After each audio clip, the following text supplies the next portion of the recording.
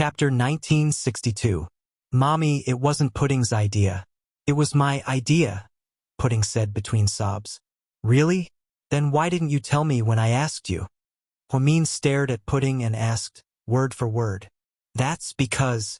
Pudding bit her lip as if she couldn't bring herself to say it. Because you're scared? You're scared that you'll be punished for taking the blame? Pudding nodded. Then you didn't think that Pudding would take the blame for you and receive the same punishment? I didn't think that Pudding would say that, so I was very surprised. By the time I wanted to explain, it was too late. In the end, it's because you're scared that you don't dare to admit it. But Pudding, why didn't you feel scared when you got into trouble? Mommy, to be honest, I don't think I got into trouble. I went out for a reason. Not because I wanted to have fun. I went out to buy gifts for. Before Pudding could finish, Huamin angrily interrupted her. Shut up. I don't want to hear your excuses. No matter what the reason is, you're in the wrong. Your selfish behavior brought a lot of trouble to your aunt and grandpa. Luckily, nothing happened, or else it would have been too late. Pudding, I always thought that you were the mature and stable one between the two of you, just like your daddy, but this time you disappointed me. Your arrogance is only because you're willful, your princess syndrome, and your little temper.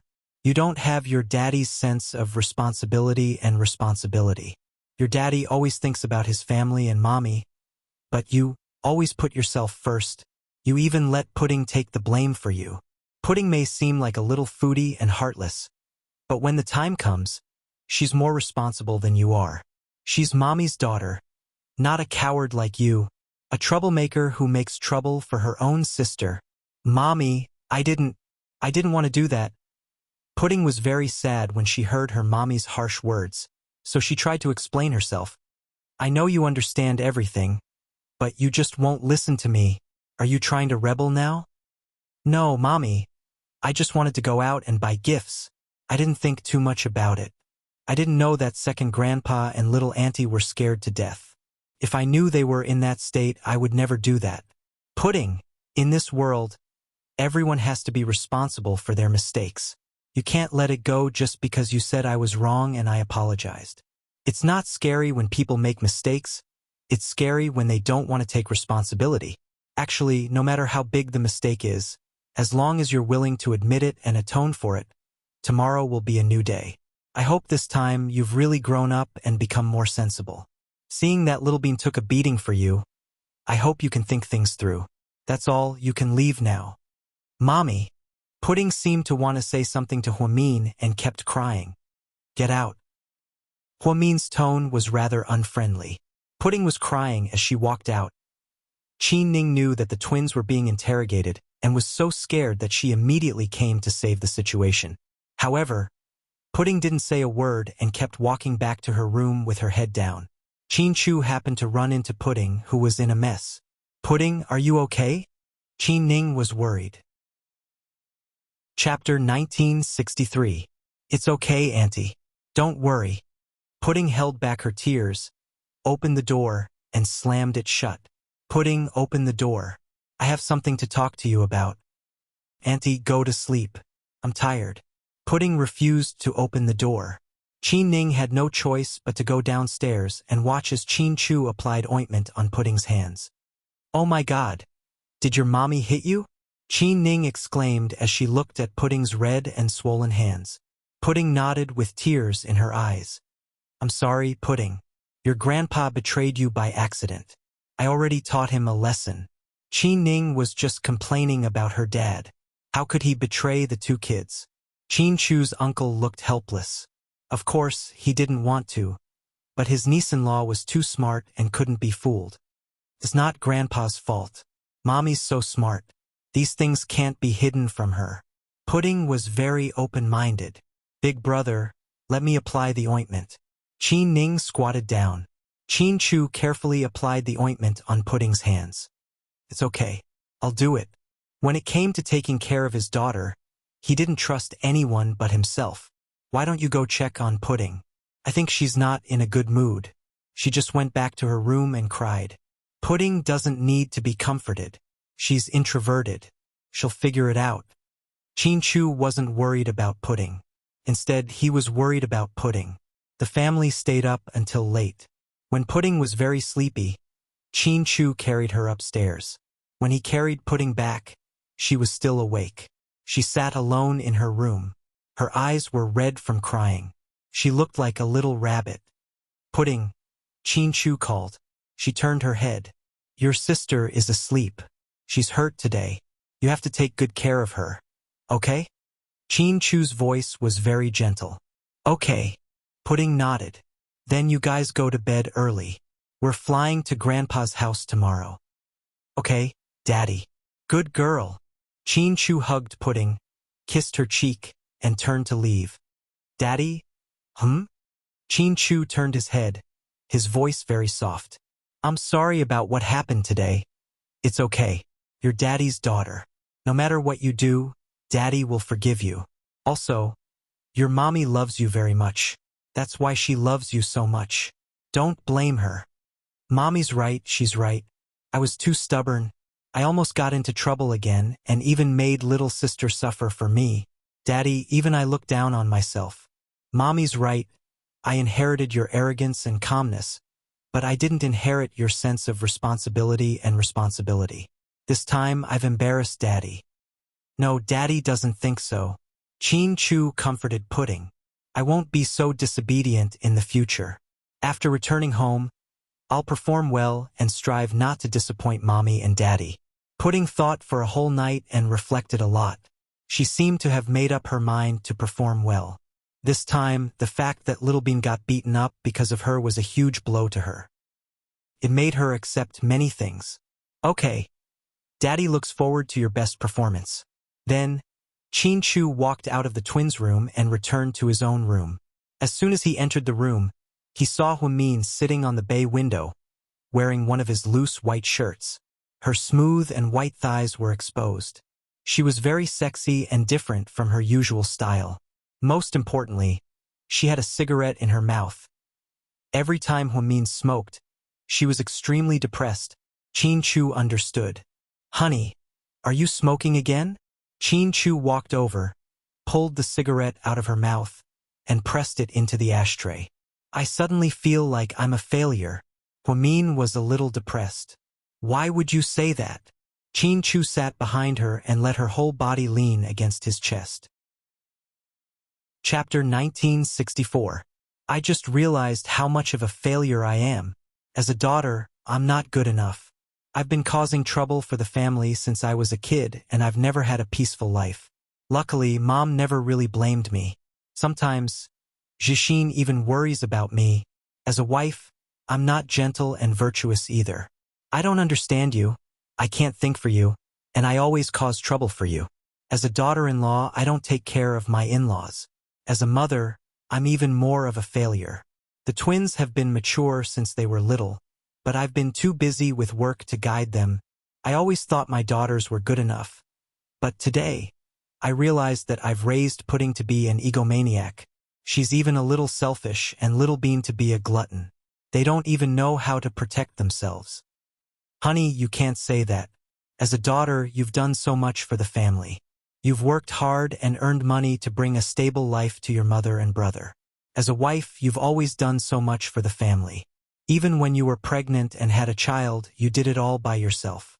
You've always had me in your heart. As a daughter-in-law, you've done so much for Mom and Dad. When I was in prison, you ran between the family and the company to comfort them. You worked so hard to give birth to a pair of cute granddaughters for them. As a mother, you've set enough examples. You can't expect too much from them because they're only 3 years old. Even if they're mature and smart, they're still very, very young. We have to guide them step by step, and we need a lot of patience. We can't deny them because of one mistake. Honey, do you think I'm being too unreasonable? No. I understand your uneasiness. Honey, you've worked too hard. Leave everything to me when you come back to China. You don't have to go to work anymore. So, are you going to fire me? Huamin turned around and looked at Chu pitifully. No, I'm going to give you a vacation, spend a few days with the twins. And then what? Huamin leaned into Chu's arms and looked up at his almost perfect profile. and then you'll go back to work at Southside, right? Back to Southside. Huamin's jaw dropped in surprise.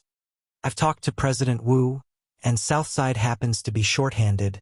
If you go back, not only will you be reinstated as the chief physician of the Department of Neurology, but you'll also be the deputy director.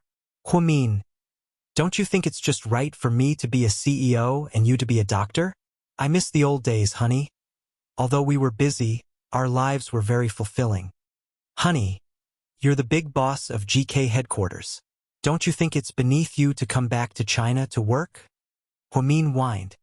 No, protecting my wife and child is my greatest happiness. Money and power have nothing to do with me. Qin Chu said it casually, but Huamin was very excited. Being a doctor was her greatest hobby. She never dared to think that she would be able to return to the hospital one day. What a wonderful experience that would be, but her husband had silently arranged everything for her. Honey, thank you. Thank you for always silently arranging everything for me. At this moment, Huamin was filled with happiness. With a husband like this, what else could she ask for in her life? Because you're Huamin, everything I do for you is worth it?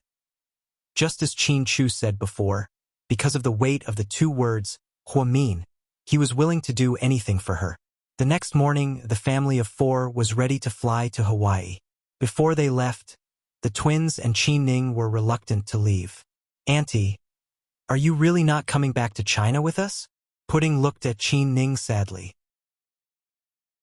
Chapter 1965. Emicham, I'm not going back. Auntie still has a lot of work to do. Qin Ning smiled. Grandpa, are you bullying Auntie and giving her a lot of work? Little Bean looked at Grandpa Qin and said coquettishly, Hey, your auntie's status in the family is like an ancestor. She has the highest status in the family after you two. Do you think I dare to bully her? Qin Chu's uncle was speechless. Compared to work, the most important thing for a girl is to find a good man to marry. So, Auntie, you have to make marriage your top priority, Little Bean said seriously. Okay, you two sly little girls. My ears are going to grow calluses from your words. Hurry up and go. Don't talk too much. It's hard for a girl to find a boyfriend if she talks too much. Plus, you two are big scorpions, don't act like Virgos. Qin Ning smiled and squatted down to kiss her two nieces. After reluctantly saying goodbye to their auntie and grandpa, the two babies got into the car first. Uncle, you have to take care of yourself. Don't tire yourself out. You don't have to deal with the company yourself. Just leave it to Ning Ning, Qin Chu said. I know. Your dad always tells me that at my age, it's time for me to retire. Qin Chu's uncle smiled. Sis-in-law, you have to bring the twins here often. I miss them so much. Qin Ning said with tears in her eyes. After a few days of being together, she really liked the twins. Now that they were leaving, she felt like she had been blinded. That feeling was really hard to bear. I will. Ning Ning, you can go back and play when you're not busy. MHM, for sure. Maybe one day I'll fly over and find you guys. Haha. Qin Ning smiled and held back her tears. Qin Chu and Huamin got into the Bentley and watched the car drive away. Qin Ning couldn't help but cry. How old are you? Why are you crying? Qin Ning's father turned around and comforted his daughter. I miss my nieces so much. Qin Ning smiled with tears in her eyes. That night, the family of 4 went back to Hawaii to reunite with their grandparents. The next morning, the family of 4 flew back to China and stopped in Jing City. The long-distance flight was indeed very tiring. The twins were no longer as excited as they were at the beginning. Most of the time, other than eating and going to the bathroom, I slept. Qin Chu took care of 1 adult and 2 children by himself, for fear that they would catch a cold if they slept in the air conditioner. Therefore, she didn't sleep much and had been taking care of the mother and daughters. Finally, the plane landed in Sea City. Huamin stretched and straightened her body. I'm finally home. President Hua, how do you feel? Qin Chu turned to look at her. Feels great to be home. Nothing is as good as home. Nothing is as good as home, Huamian exclaimed with a smile. Honey, you're too humble. If your South Hill Manor is a doghouse, how are other people going to live?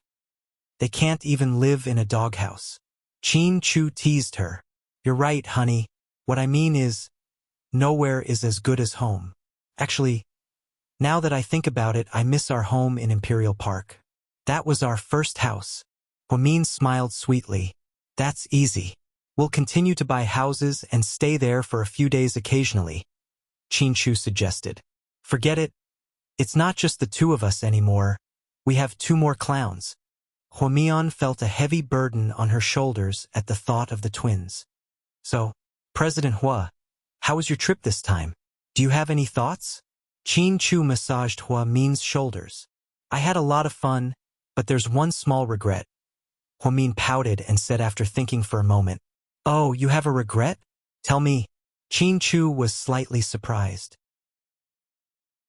Chapter 1966.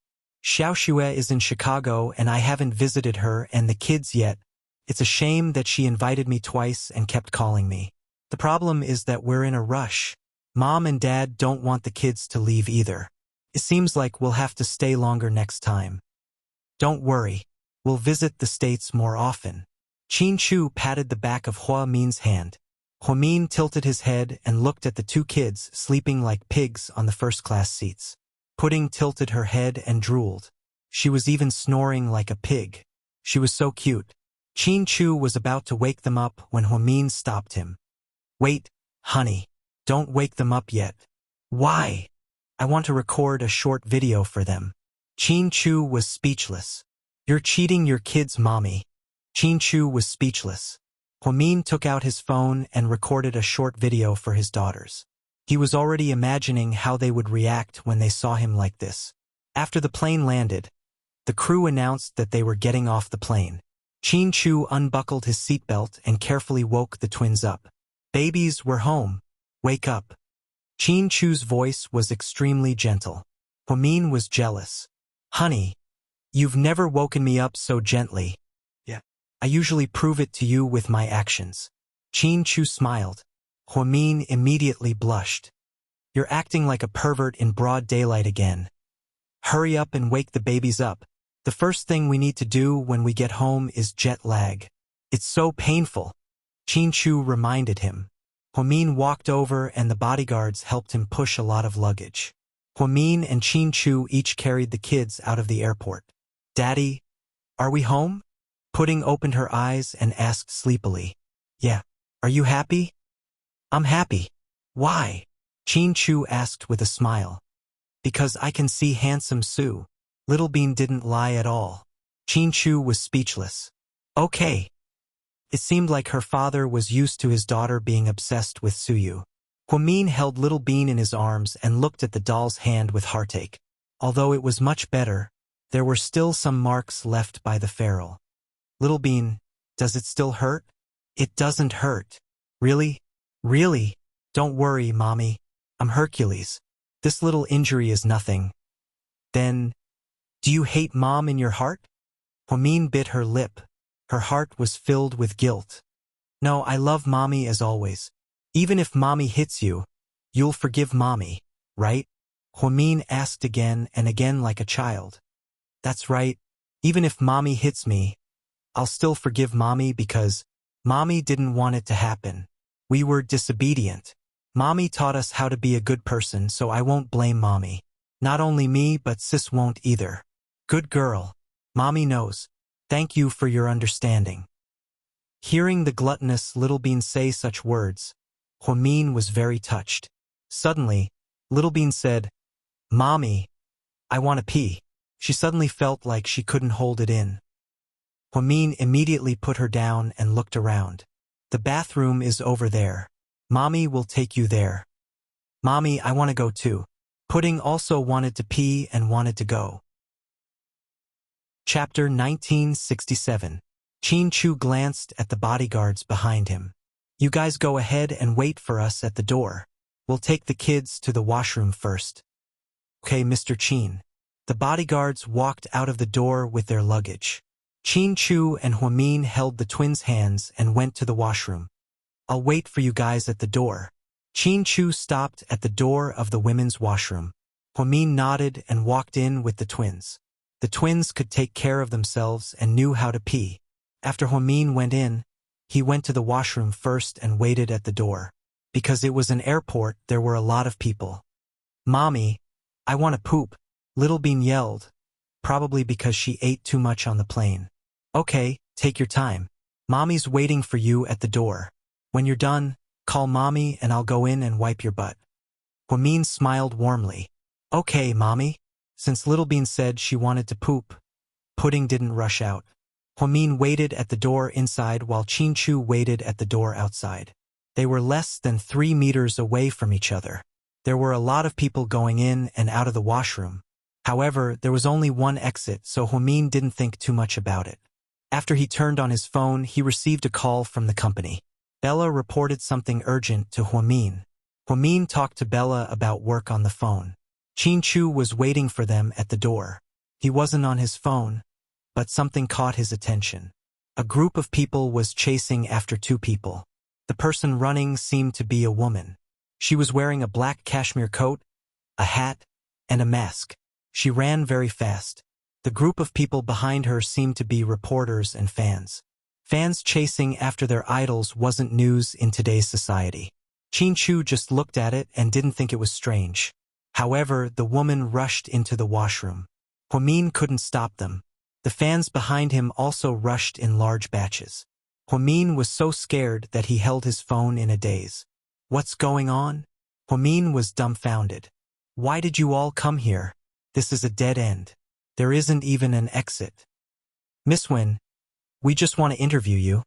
Please don't run away." The male reporters couldn't enter, so they blocked the door. Huamin was frightened by the crowd. He walked out and stood beside Chinchu. "Where's the child?" "She's inside. She said she wanted to poop." Huamin didn't think much of it. But after waiting for about 3 minutes, he still didn't come out. At this time, the crowd had already dispersed. The female celebrities, reporters, and fans had also left the restroom. Chinchu was a little anxious. "Honey, go in and take a look. Why haven't you come out yet?" "Yes." Huamin nodded and returned to the toilet. "Little Bean, Pudding, are you done?" Huamin asked, but there was no response. "Little Bean? Pudding?" Huamin was a little puzzled. He raised his voice and called out again. There was still no response. Now Huamin was anxious. He rushed in and pushed open the door. "Little Bean, Pudding." She anxiously pushed open all the doors, but there was no response. The children were missing for no reason. "Pudding, Little Bean, answer me. Don't scare Mommy." Huamin was so scared that his face turned pale. Chinchu heard the noise. He didn't care that it was the women's restroom and rushed in. Then he grabbed Huamin's arm. "Honey, what's wrong?" "Honey, the children are missing." Huamin was so anxious that his legs turned to jelly. "How?" Chinchu was also confused.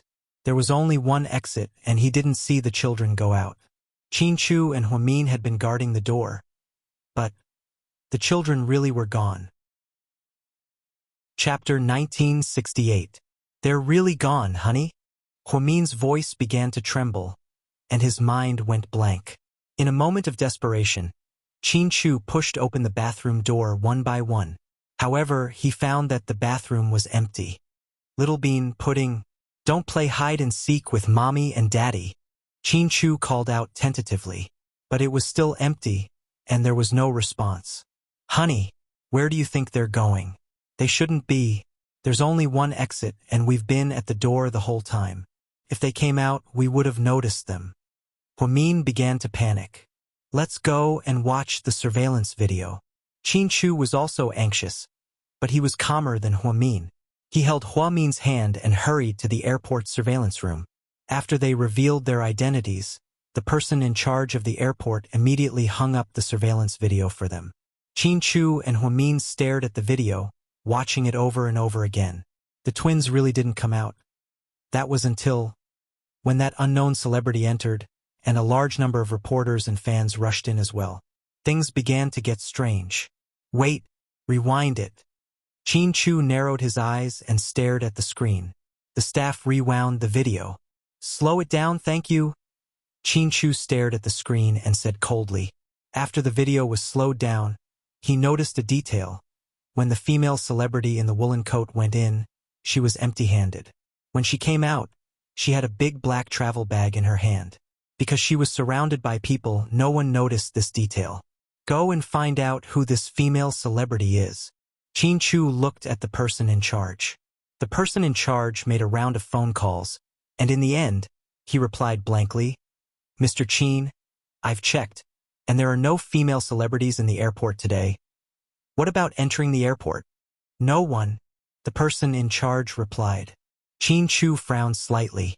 "That's strange. Could it be this person isn't a celebrity? Maybe it's just a trap." Huamin felt a chill run down his spine. "Honey, you mean this is a premeditated kidnapping?" Huamin's eyes widened. "Hurry, find out where they went. There should be surveillance video at the entrance. Find out which car they left in." Chin Chu anxiously gave out orders. When they saw the video outside, Chin and Huamin were dumbfounded again. The woman had left in a silver-gray van, but the license plate of the van was clearly a fake one. Moreover, after the car started, it went on the road and no one knew where it went. "No, I'm going to call Gao Ran and ask him to help me investigate the whereabouts of this car, then lock down the entire city. We can't let them take the kids away." And Gao Ran and Hua's aunts. Huamin finally figured out that this was a premeditated kidnapping. Although there was only one exit in the washroom, the problem was that after those people went in, they blurred their vision. This lowered Chin Chu and Huamin's vigilance. After all, this was an airport, a public place. Who would have thought that they could do something to the twins here? When the woman went in, she had an empty bag with her. When she came out, the twins should have been in the bag. The children didn't make a sound from beginning to end. They must have been drugged or injected with needles.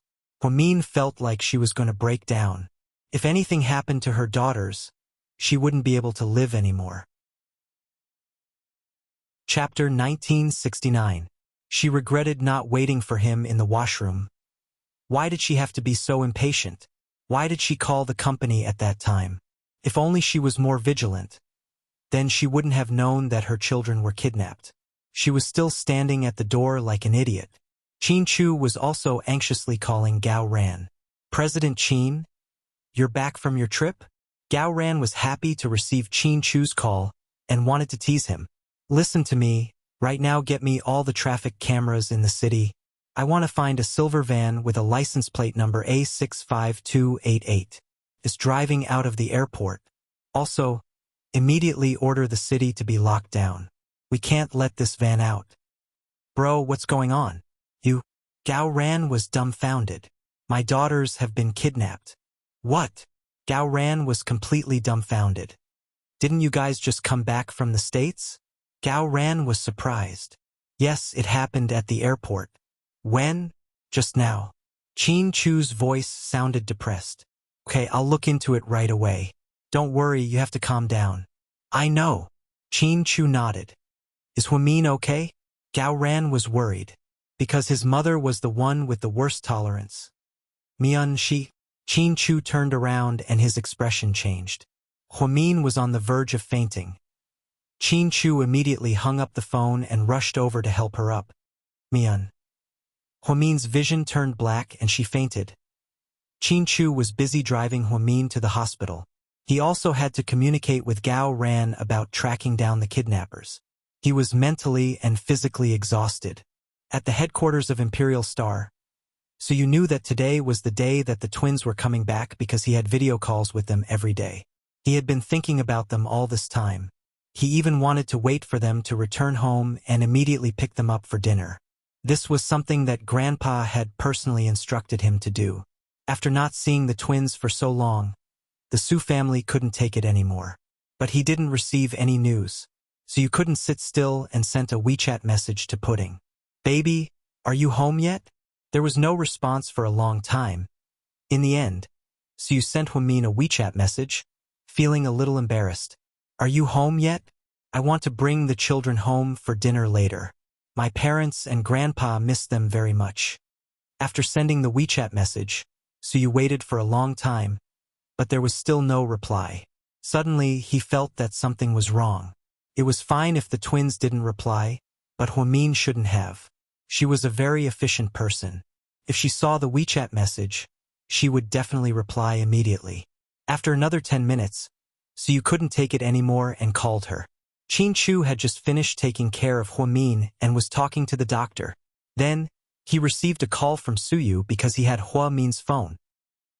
When he saw that it was Suyu calling, Qin Chu hesitated for a moment and then picked up the phone. Hello. When he heard that it was Qin Chu, Suyu felt a little awkward. Qin Chu. Suyu wasn't sure. It's me. Where's Huamin? She's at the hospital. At the hospital? What happened to her? She fainted. Fainted? Why would she do that all of a sudden? Didn't you guys just come back from the States? Suyu panicked. Yes. Then why is she not feeling well? Is she too tired? Suyu asked with concern. Suyu, my daughters are missing.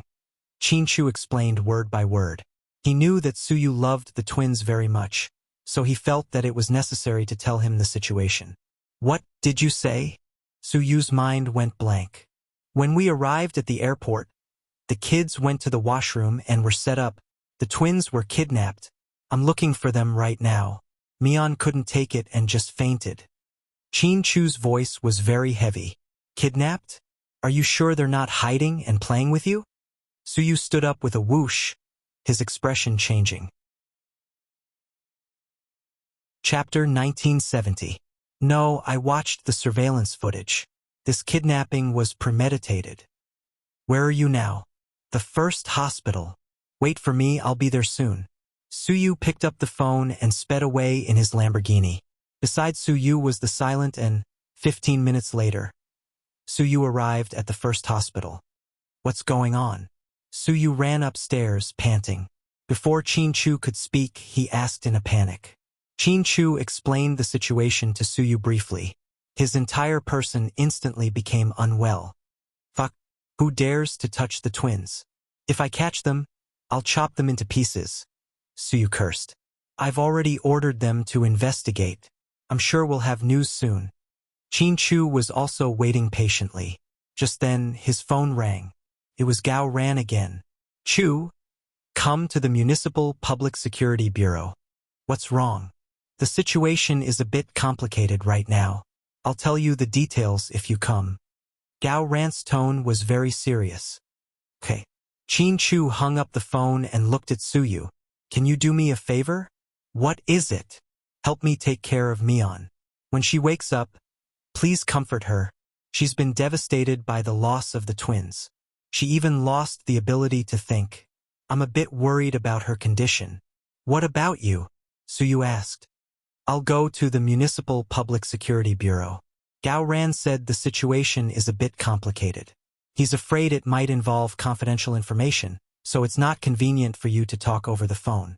Okay, then you go. Leave Huamin to me. Thank you. You're welcome. Qin Chu. Suyu suddenly shouted. Qin Chu turned around and looked at him quietly. Stay strong. Pudding and Little Bean will be fine. They'll be protected by God. Okay. Qin Chu nodded heavily, then turned around and went downstairs. After Qin Chu left, Suyu immediately ordered Shaoan, investigate this matter. Find out where the twins are at all costs. Once you discover their whereabouts, no matter what it takes, bring them back immediately. Kill whoever took them. Suyu was also crazy. He directly gave the order to kill. Yes, President Su. After receiving Suyu's order, and turned around and went downstairs to do something, Suyu walked into the VIP ward. Huamin was still unconscious. There was a needle on the back of his hand, and he was injected with a nutrient solution. His face looked very pale. When Suyu saw Huamin like this, he felt an inexplicable pain in his heart. Why do you have to go through so much? As a bystander, I can't bear to see you like this. God is so fucking unfair. Why do you have to set her up? Fuck. Suyu clenched his fists tightly. He wished he could lie here in place of Huamin. Huamin was a strong woman most of the time. She could do anything, be it a doctor or a president. Everything came easily to her. Nothing was too difficult for her. Now that she was lying here quietly without a sound. So you felt that everything was meaningless. So you sat quietly at the head of Hua Min's bed. He pulled the corner of the blanket for her, afraid that she would be cold. Although the room was air-conditioned, he was still afraid. Mian, you have to hang in there. You're a fairy, so nothing can stop you. God gave you so much training so that you can reach perfection in your human cultivation. When you reach the end of your life, you can go back to heaven. So you still have a long way to go. Pudding and Little Bean are so cute and smart, so they'll be fine. They'll wake up safe and sound. So, before that happens, nothing must happen to you. When he said this emotionally, so you couldn't help but hold Hua Min's hand. Perhaps only in this way could he feel at ease and feel that she was close to him and hadn't gone far. When Qin Chu arrived at the Municipal Public Security Bureau, it took less than 10 minutes for him to speed. He even felt that every minute he was late or delayed, the girls would be in more danger. What did you find out? Qin Chu walked in and asked Gao Ran, panting. It's really troublesome. This time. Do you know who came back? Gao Ran's expression was serious, and his eyebrows furrowed. Chapter 1971. Who is it? Qin Chu realized the severity of the situation. Huasi is back. Huasi? Qin Chu was slightly surprised. He hadn't heard this name in a long time. Back when the Hua family went bankrupt, Huasiqian single-handedly took control of the Hua family and even forced out his adoptive mother, Zhang Hong. He used extremely cruel methods to kill Hua Zhenghai. Although the media didn't report this incident and the police didn't investigate, Qin Chu could still guess what was going on. Later on, Hua Min wanted to team up with Huasiqian to take revenge on the Hua family. However, after seeing how miserable the Hua family was, Hua Min couldn't bear to see Hua Zhenghai anymore and even went to see him one last time. After that incident, Hua Yanyan, Huasi, and his mother, Xin Jiani, were kicked out of the board of directors. Hua Yanyan didn't leave and lived a miserable life there. Huasiqian didn't do anything to her and left her to fend for herself. Xin Jiani and her son fled abroad with their adulterer. They were never heard from again. A few years later, Hua Min got pregnant and gave birth to a 3-year-old baby. However, Huasi suddenly came back. When did this happen? I checked the immigration records and he's been back for a long time. We didn't pay attention to this incident and overlooked it. I think he's been here for a long time and planned carefully before he did something to the children, Gao Ran said. Xin Jiani's husband came back too? Qin Chu's heart sank. He had a bad feeling about this. I'm not sure. Xin Jiani probably changed her name and I couldn't find it. Huasi also changed his name, but there are fingerprints here. I compared them. If I didn't help you find the baby, I wouldn't have known that he came back. Are you sure he has something to do with this? Qin Chu asked solemnly. I'm not sure, but I've been a detective for so many years, and my instincts are very accurate. I've rarely guessed wrong. I think Huasi came back with something big. I think he wants to take revenge on Huasiqian and Hua Min. After all, he always thought that Huasiqian and Hua Min conspired to frame him. That's why he wants to start with the twins. Are you sure he's still in the city? He's still here. There's no record of him leaving. Do you know which hotel he's in? Qin Chu clenched his fists tightly. If it really was Huasi, then the baby would be in danger. He was definitely back for revenge. I don't know. There are no check-in records in the hotels, so he shouldn't be staying in a hotel. I guess he's hiding in some abandoned factories or slums. After all, the roads there are complicated, so it's easy to hide. Qin Chu remained silent after hearing what Huasiqian said. Chu, don't worry. I'm going to say something unpleasant. But you should wait. Huasi definitely didn't kidnap the twins just for them. I'm sure he wants to threaten you and Hua Min. So, I think you two will receive a threatening text or phone call soon. My daughters are missing. And now you're telling me to sit here and do nothing. Qin Chu was a little angry. Calm down. I'm not telling you to sit here and do nothing. What I'm saying is that we can wait for news. If Huasi really planned this, then he won't let you find him easily. Why don't you investigate how Huasi has been living abroad for the past few days? What's his background? Gao Ran suggested. No, I don't care about anything else. I want to find my daughters first. Hurry up and get all the surveillance cameras in the city. For the first time, Qin Chu lost his cool. At this moment, he was just a father who had lost his children. Pudding, little bean. Huamin woke up from a nightmare. He screamed with all his might, sweating profusely. Mian, calm down. So you held on to Huamin's arm tightly. He was afraid that she would drop the nutrition needle on his arm. I dreamed that the twins' faces were covered in blood and they were calling for their mommy. Huamin covered his face with his hands and began to cry. Su Yu's heart ached for Huamian. Mian's calm down. I think the kids will be fine. They're our lucky stars. I'm sure they'll come back safe and sound. At an abandoned factory in the suburbs, Big Brothery, we've got the kids. What should we do with them? A few monkey-like men dressed in black put down their luggage on the ground. Huasi looked down at the unconscious twins, and a cold light flashed in his eyes. Chapter 1972. So they're Huamin's children. They're just as cheap as their mother. Huasi glanced at the twins coldly. Boss, should we kill them now? Huasi's subordinate made a throat-slitting gesture. Are you stupid? If we kill them now, how are we going to get the ransom? Huasi glared at his subordinate.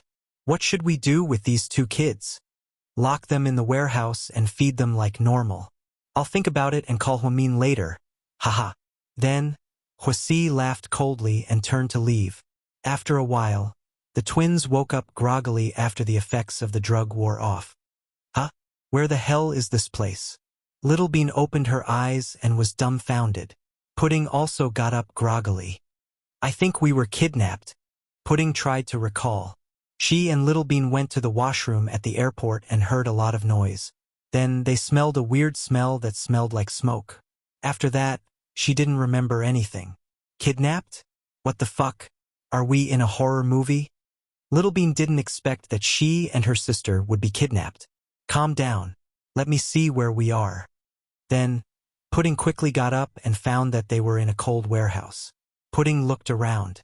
There was only a small skylight and she couldn't reach it. Sis, are we still in Sea City? I'm not sure. Our phones and watches were taken. Pudding calmly replied. What the fuck? Then we're dead meat? Little Bean was dumbfounded. Don't panic. Since these people managed to kidnap us in front of Mommy and Daddy, they must have planned this for a long time. I suspect that they're after the ransom money. After all, the whole country knows that our family is rich, Pudding analyzed. There are so many rich people. Why would they kidnap just us? Aren't they a little too lucky? Little Bean said sarcastically. Shoo, don't be so noisy. Let me see what's going on. Then Pudding walked to the door and banged on it loudly. Is anyone there? Someone? Come. I'm hungry. I want to eat. Sure enough, the door opened in less than a minute. A man with a protruding mouth and monkey-like cheeks looked at the two of them with shifty eyes. Little brat, what are you shouting for? I'm hungry. I want to eat. Hihi, you're still in the mood to eat? Do you know where this is? The man smiled. I don't care where it is. You have to feed us. If we starve to death together, you won't get the huge ransom. Io, not bad, you actually know about the ransom? The man was a little surprised. He couldn't imagine that this was said by a child who looked less than 3 years old. Bring me some food and water. Cut the crap, Pudding said coldly. I want teriyaki chicken, Little Bean added. You still want to eat drumsticks?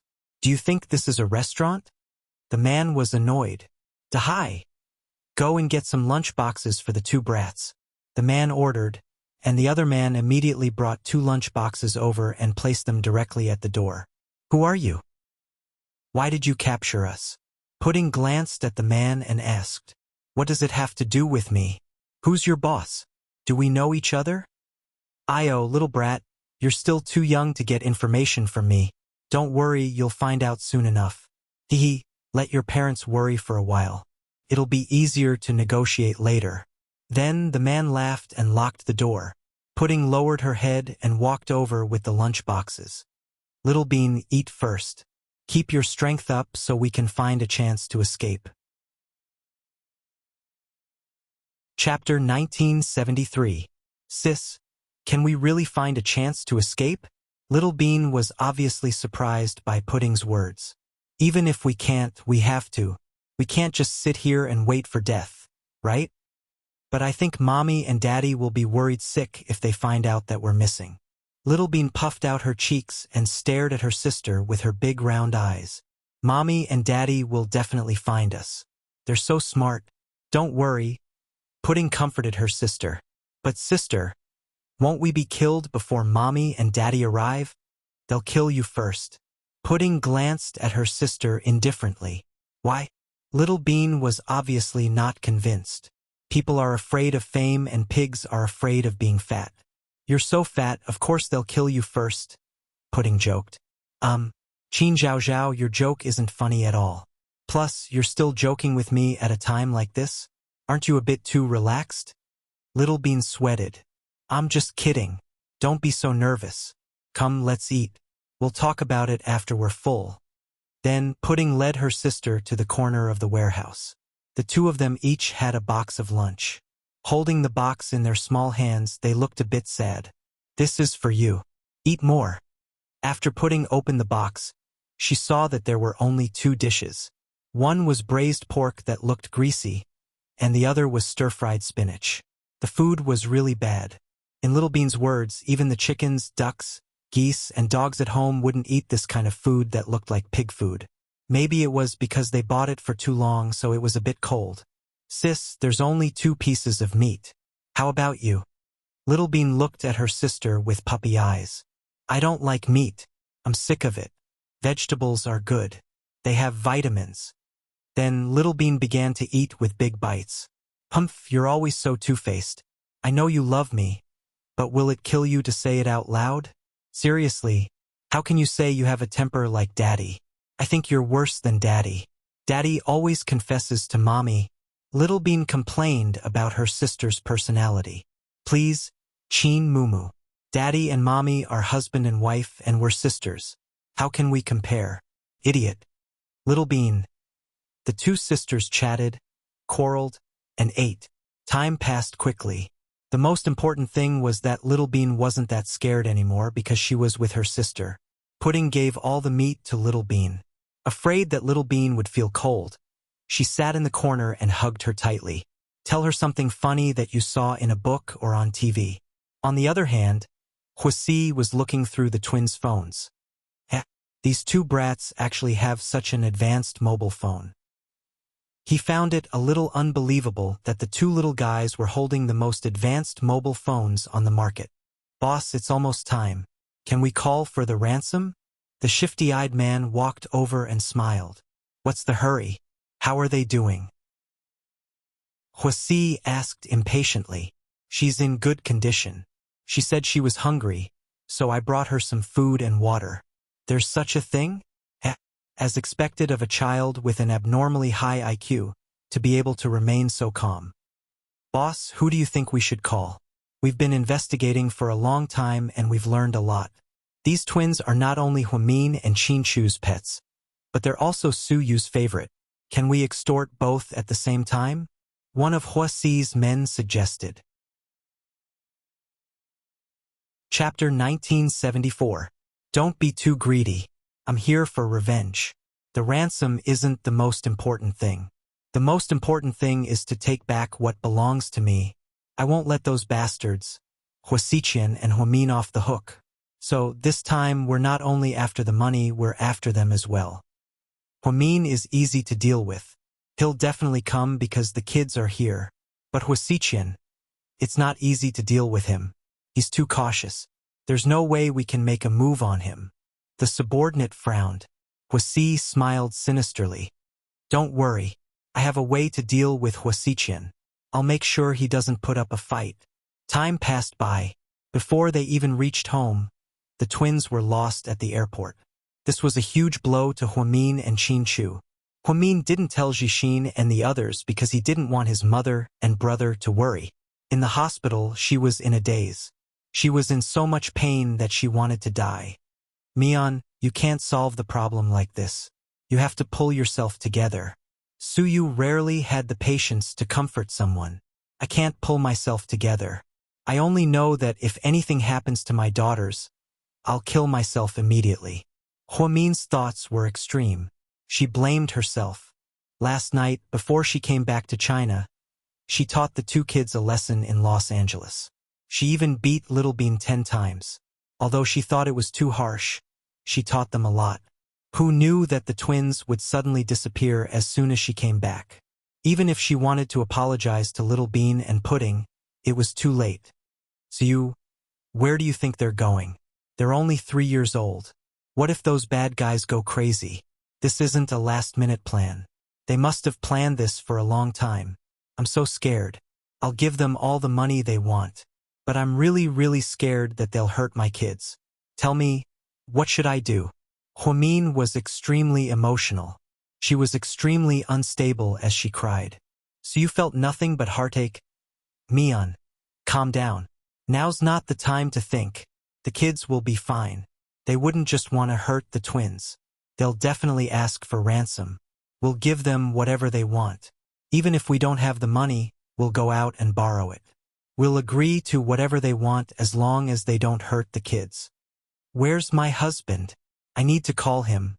No, I need to ask him how the investigation is going.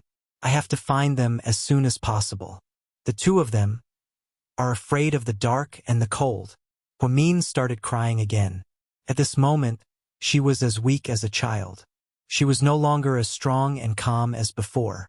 Perhaps all women would have a fragile heart after becoming mothers, especially when it came to children. Seeing that Qin Chu had left for a while, Huamin excitedly picked up his phone and dialed Qin Chu's number. Hubby, where are you? I'm at the city bureau. Qin Chu's voice sounded exhausted, and he did not feel optimistic. Huamin felt a chill in his heart. Do you have any news? Did you find any leads? Soon. Don't worry, honey. Just focus on recovering. The kids will be fine. Gao Ran and I have been investigating. We've already found something. Don't worry. Leave it to me.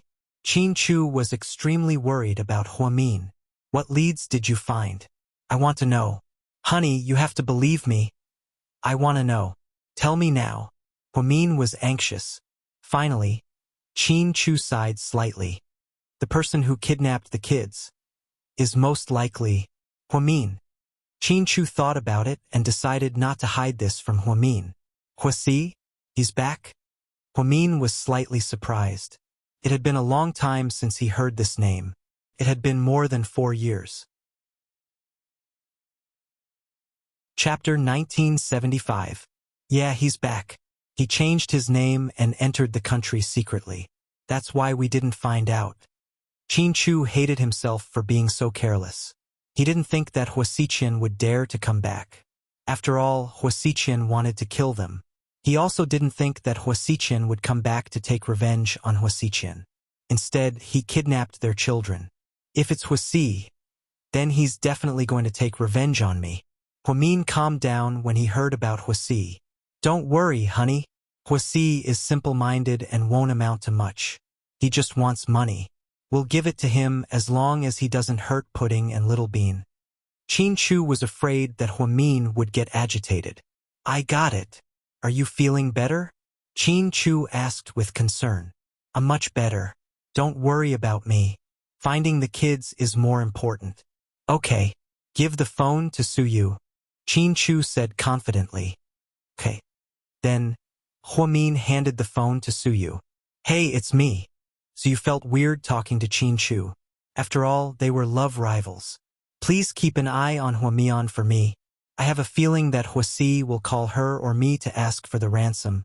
I'm afraid that Huamian will be too impulsive and take the ransom herself. It's too dangerous. After all, Huasiqian doesn't just want the money. He wants revenge as well. So please keep an eye on her and call me immediately if anything happens. No problem. Don't worry. Suyu nodded. After hanging up, Huamin asked Suyu, what did my husband say to you?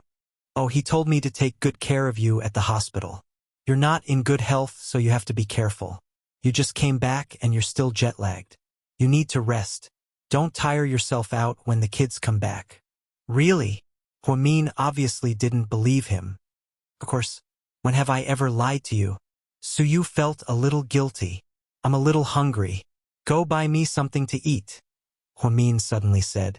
What do you want to eat? I can get someone to buy it. You don't have to go down personally. It's too troublesome. Seeing that Suyu didn't fall for it, Huamin didn't dare to say anything more. In the municipal bureau, Qin and Gao Ran, as well as many policemen, started to investigate all kinds of things, but the scope was too big, and it was really difficult to find in a short time. Who do you think Huasi would call to ask for the ransom? Gao Ran looked at Qin and asked. It's probably Mian. Because he wants revenge? Gao Ran frowned. Qin nodded. He was very worried. Then do you think Huasi Qian will be dragged into this as well? Gao Ran analyzed. Qin didn't say anything. He seemed to be thinking about something. In the hospital, time ticked by slowly.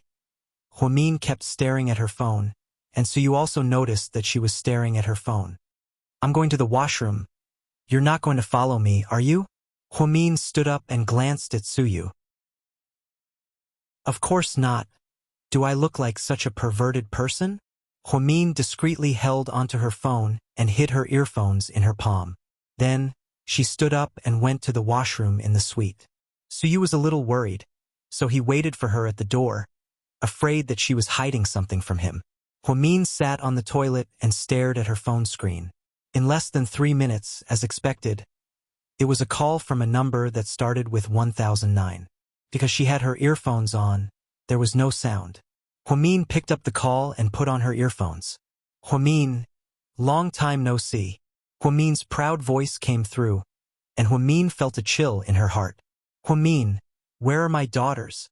Huamin's voice was very soft, but because it was close to the earphones, Huamin could definitely hear it. Suyu, who was guarding the door, couldn't hear because the door was blocking her. Chapter 1976. Haha, don't worry, they're in my hands. Huasi smiled proudly. Please don't hurt them. Come at me. Huamin was extremely nervous. Don't worry, this time, I'm here for you. How much do you want? I'll give you everything, but you have to promise me that you won't hurt a single hair on my daughters. Otherwise, I won't let you off the hook. Huamin threatened. You better understand the situation. They're in my hands now and I have the upper hand. You don't have the right to threaten me or negotiate with me. I don't know if you'll hurt their hair, but I do know that if you don't do as I say, they'll become 2 corpses. Huasi threatened. Huasi, I beg you, don't do that. They're still young and innocent. They don't know anything. If you have a grudge against me, you can do whatever you want to me. I, Huamin, will let you do whatever you want to me. Good. Since you're willing to go all out, I'm relieved. Huamin's impatience was exactly what Huasi wanted. How much money do you want? I'll get someone to prepare it right now. Huamin was extremely anxious. He couldn't wait to get the money to ransom his daughters. Haha, do you think the grudge between us can be resolved with money? Huasi said viciously. Then what do you want? In order not to let Suyu hear them, Huamian lowered her voice.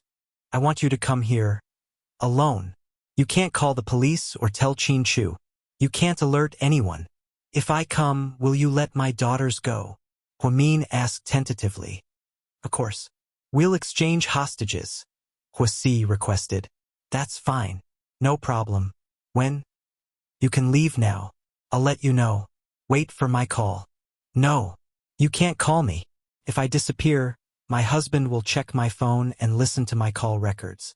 So, you better think of something else. Huamin considered the possibility that he was being followed. He was afraid that if he angered Huasi, the children would be in danger. Huamin took Huasi's advice seriously. Thinking that it made sense, he nodded and immediately said, Then, you go out immediately and go to the intersection of Tongshan Street. There will be a black van there, and someone will be waiting for you there. Just get in the car. Remember, don't expose your whereabouts, or I won't show mercy to your child. Don't hurt them. I'll do as you say.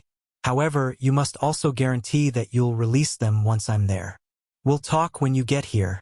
I told you that you have no right to negotiate with me. Then, Huasi hung up the phone. When Huamin came out, he hid his earphones and walked out casually with his phone in his hand. You don't look well. Are you okay? Suyu stepped forward to help her. I'm fine. Huamin shook his head. As soon as she finished speaking, she closed her eyes and fainted. Luckily, Suyu was by her side. Otherwise, she would have been lying on the ground. Suyu was scared out of his wits. He picked up Huamin and placed her on the bed. Then he opened the door and ran out to call the doctor. Doctor. Someone, she fainted. Suyu saw that Huamin had fainted and immediately ran out to call for help. He didn't even think about anything else. The moment Suyu turned around, Huamin opened her eyes, got up from the ground, opened the door, and ran out. Chapter 1977. Huamin was running in the opposite direction of Suyu, which was the exit. When Suyu came back with the doctor, he found that Huamin was gone. He was dumbfounded and realized that he had fallen into a trap. So, he immediately picked up his phone and called Qin Chu. Qin Chu. What is it? Huamin. For the first time, Suyu felt guilty and didn't dare to say it out loud. What happened to her? Hearing Suyu's hesitation, Qin Chu became even more nervous. She pretended to faint and I was so scared that I went to get the doctor. When I came back, she was gone, Suyu said anxiously. Gone? How is that possible? Then, did you hear her receive any suspicious calls? Qin Chu suspected that Huamin was contacted by Huasi. I didn't receive any calls. But what? But before she fainted, she went to the washroom. Because of the soundproofing, I'm not sure if she picked up the call or not. She was in the washroom for about 5 or 6 minutes. Okay, I understand. After Qin Chu hung up, Suyu was also very anxious. He began to call around and use his connections, trying to find out more about Huamin and the kids. At this time, Qin Ning called. Suyu didn't recognize Qin Ning's number. When he saw that it was an American call, he slightly hesitated. Then he picked it up. Hello? Suyu? Qin Ning asked uncertainly. It's me. Who is this? Hello? I'm Qin Ning. Qin Ning? Oh, I remember now. Qin Chu's sister. Suyu suddenly realized. Yeah, it's me. I looked at the time and my brother's family should have landed safely. I video called Pudding and Little Bean, but they didn't pick up. Then I called my sister-in-law, but she didn't pick up. I called my brother, but he didn't pick up either. I started to panic. Did something happen? How do you know my number? Suyu felt a little strange. She was surprised that Qin Ning could call Suyu directly. When Little Bean and Pudding were here, they often talked about it. Your number is easy to remember, so I wrote it down. I hope I didn't disturb you. Not really, but there's a bit of trouble right now. What trouble? Did something happen to them? Qin Ning's heart skipped a beat. Qin Chu didn't pick up Qin Ning's call because he wasn't in the mood to explain to her. He also didn't want her to worry. So you also knew, but this kind of thing couldn't be kept a secret for long. Something did happen. Let me tell you, you have to stay calm and promise not to tell the other members of your family, especially the elders. They'll be worried.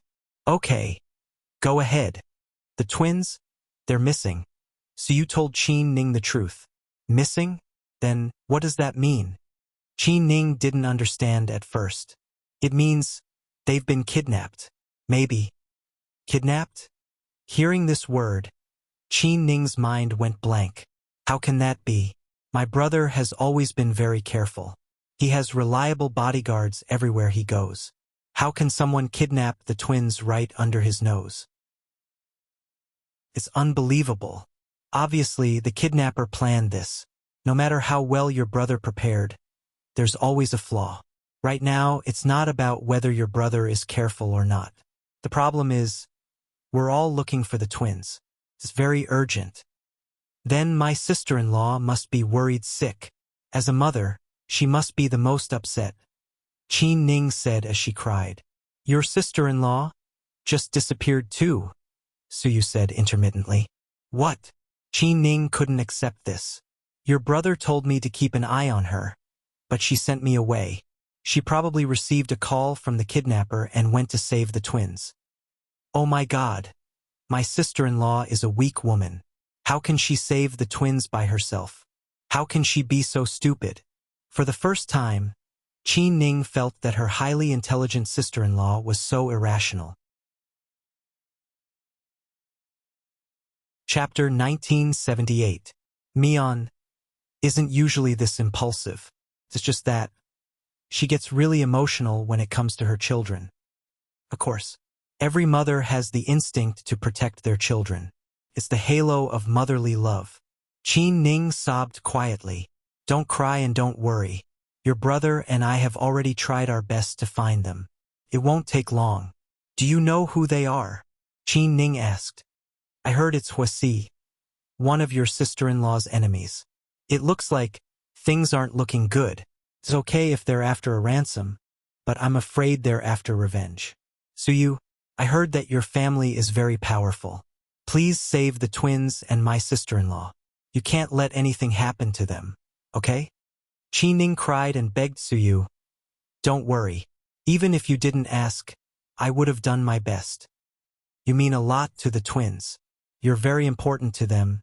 You're second only to my brother, their biological father. Do you know what happened in Los Angeles this time? What? The twins went out alone to buy you a present. They ditched me and all the bodyguards, avoided all the surveillance cameras, and disappeared for 4 hours. We were scared out of our wits. They wanted to get rid of the adults and go out alone to buy you a present.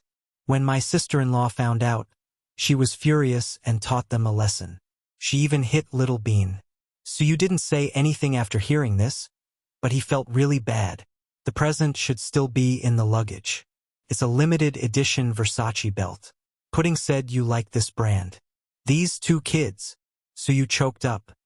When we were in the States, Pudding and Little Bean told me every day how good their handsome Sue is and how much he loves them, just like their daddy.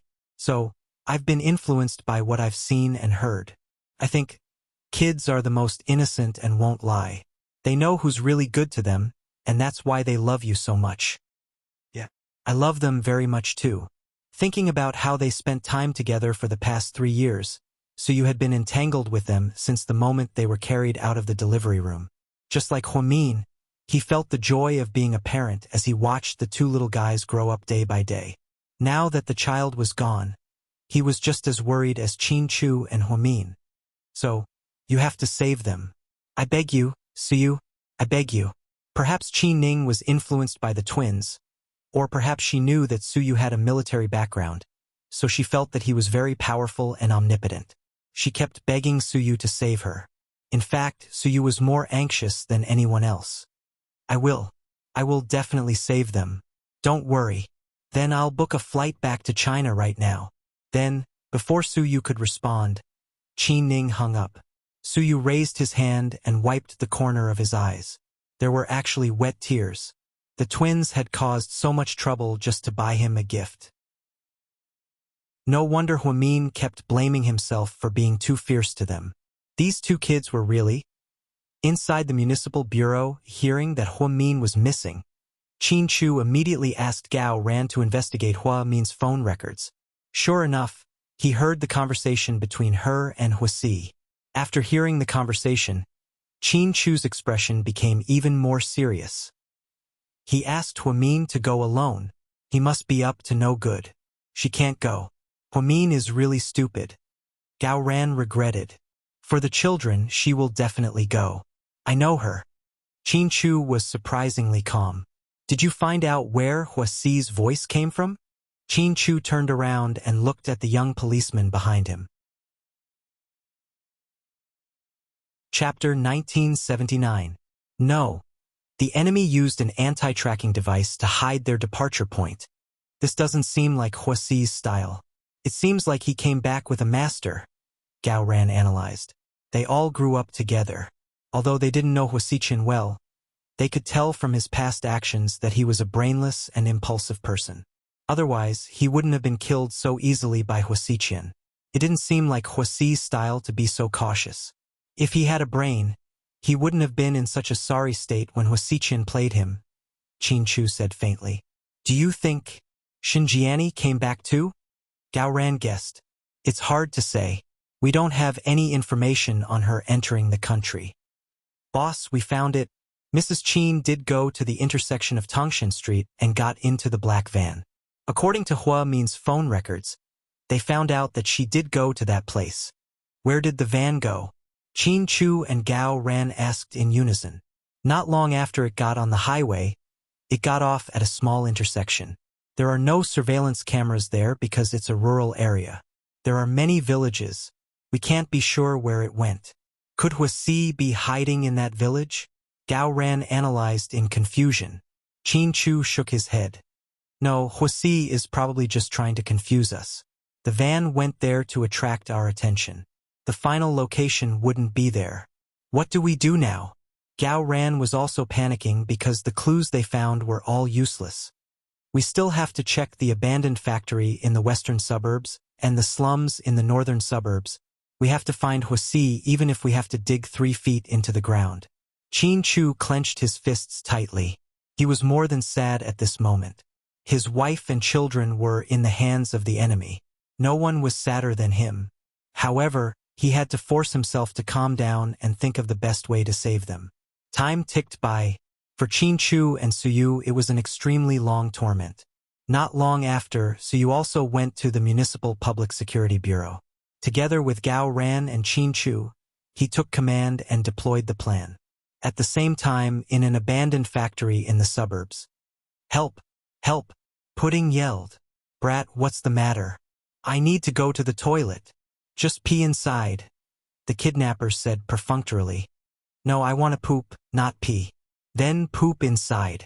How can that be? It's so dirty and smelly. I don't want to eat or sleep. Pudding complained. Those people were playing cards and they were getting a headache from all the noise. Dahai, go and take that brat outside to take a dump. Watch him closely. Okay, don't worry. She can't run away. The man called Dahai got up, opened the door and walked out with Pudding.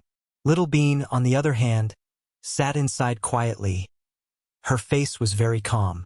After Pudding followed the man out, she immediately looked around vigilantly. It was a very deserted factory. There were weeds all around, and there were no residents at all. Okay, don't go. Just squat there. The man pointed at an empty space. Turn your face away. Hey, brat, do you think I'll take advantage of you? Men and women are different. Turn your head away. Don't do something as dirty as peeking at girls using the toilet. Pudding pointed at him with her hands on her hips. The man didn't know whether to laugh or cry. Chapter 1980. Okay. Even if I turn around, you won't run away. The man knew that Pudding wouldn't run away. That's for sure. I won't leave my sister behind and run away. What a smart kid. You're so logical. The man admired the 3-year-old kid from the bottom of his heart. When Pudding squatted down to use the bathroom, she was still looking around, trying to find a breakthrough. At the same time, she asked, Hey, blockhead, why didn't you be a good person? Why did you become a kidnapper? Blockhead? Me?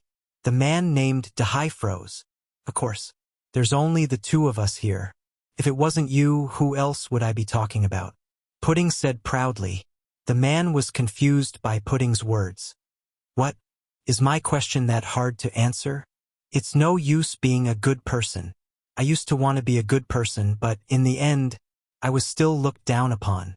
I fucking understand this society. No matter what you do, people don't care about the process, they care about the result. As long as you have money, even if you steal or rob, people will look up to you. If you don't have money, no matter how noble or great you are, it's useless. In this day and age, if Lei Feng was still alive, he would be called an idiot. The man was probably distressed as well, so he complained to Pudding all at once. But, you know what? Good and evil will always be rewarded. The 3-character classic says that people are born good. I believe that you're a good person and wouldn't walk down this path for no reason. You must be forced by life, right? Forced by life? Yes, I guess so. Haha, if I had a choice, I wouldn't have ended up like this. Blockhead, you just need money. I think you're just a small fry here. Even if you get the ransom from my dad, you won't get much of it. The majority will go to your boss. So, do you want to work with me? Work with you? Don't mess around. The man was about to turn around. Don't look back. If I expose myself, I'll be very angry.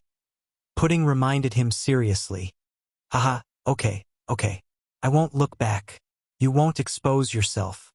Don't beat me up. The man suddenly realized that this child was very funny. Although he was small, he always spoke in a mature and experienced tone.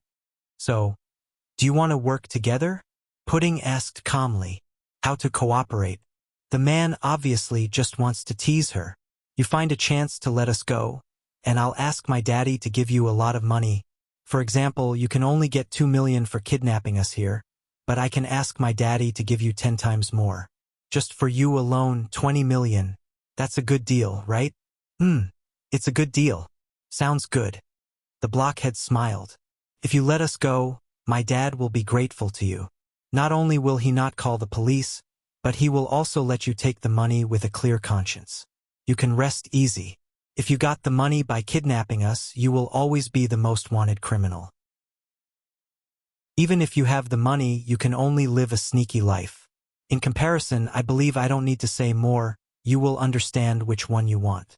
Pudding calmly analyzed the current situation for him. The man actually realized that this little brat's words made a lot of sense.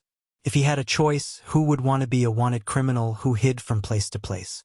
Seeing that he was a little shaken, Pudding struck while the iron was hot and said, "Technology is so advanced now, it's very easy for the police to catch people. Actually, kidnapping is a serious crime. If the nature of the crime is bad, you will be locked up for decades. You don't look very old, so why waste your youth in prison? You must have parents and elders who miss you. Don't let them worry about you." "Shut up, little brat. Stop talking." Pudding's words touched the man's heart. He realized that he couldn't take it anymore. Chapter 1981. You don't want me to say it because I know what's on your mind, right? No, it's not what you're saying. I finally have a chance to be alone with you. If it were anyone else, I definitely wouldn't say this to you. Do you know why I chose you? Pudding pressed. Why? Because out of all of you, you're the only one who seems to have a conscience.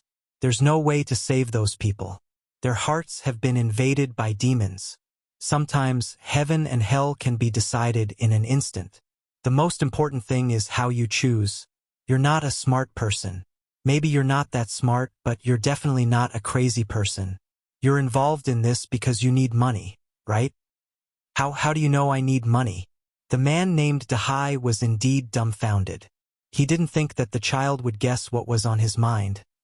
He was indeed the one with the worst family background. He was also the one who needed money the most. It was also his first time doing something like this. Those people all took care of his meals. Not only were they petty thieves, but they were also involved in child trafficking. One of them was from his hometown. When he found him, he said that he was responsible for taking care of 2 children. After he was done, he would give him 200,000 yuan. He thought it was feasible. Moreover, his family was indeed short of money. His mother was hospitalized because of a brain hemorrhage, and he had to scrape together the money to pay for it. Later, even his relatives and friends didn't want to help him because they thought he didn't have the ability to pay them back. He told his father that he wanted to work and think of a way out. However, as soon as he entered the city, he boarded a pirate ship. At first, he thought that it wouldn't be difficult to catch 2 children. Later, he realized that the money wasn't that easy to get. From what he heard, the children's parents were very influential. This was extremely dangerous. If he was caught by the police, he would be dead. If he was caught by the children's parents, he would also be dead. However, there was no turning back. He could only bite the bullet and do it. Now that Pudding's words hit the nail on the head, he began to waver. Because if you weren't forced into a corner, you wouldn't do something like this. Looking at you, I know that your parents are honest people. You're the same big dummy. You're not a bad person. Pudding repeatedly brainwashed the man named C, and the effect was obvious. My parents are indeed simple and kind people. They've been farming in the mountains and have never seen the world. They've never been to a KTV. Every penny they earn is hard-earned money. But I've embarrassed them. I didn't even have enough money to treat my mother. I'm really a good-for-nothing. What's wrong with your mother? Pudding caught the main point of the question again. Cerebral hemorrhage. Is quite serious. He's still in the hospital in the county. Unfortunately, we don't have any money, so we won't be able to stay for long. That's why I'm willing to do anything.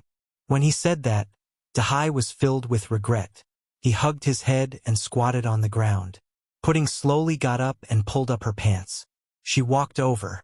Actually, she didn't want to poop at all. She just wanted to take the opportunity to see the situation outside and find a breakthrough. She placed her little hand on Dahai's shoulder. Listen to me, blockhead. Cerebral hemorrhage isn't a serious illness. My mommy is an outstanding doctor. My mommy was the one who operated on my grandfather when he was so seriously ill. Really? Your mother is a doctor? What a coincidence. Dahai turned around. Chapter 1982. Yeah, he's a famous doctor at Southside. You can ask around if you don't believe me. Also, my dad graduated from Harvard Medical School, the best university in the world. He specializes in neurosurgery. I think your mom's illness won't be a problem in their hands. They're amazing. Really? Don't lie to me. Don't worry. Although I'm a kid, I know I can't lie. If you can find a chance to let us go, I'll ask my parents to treat your mom's illness.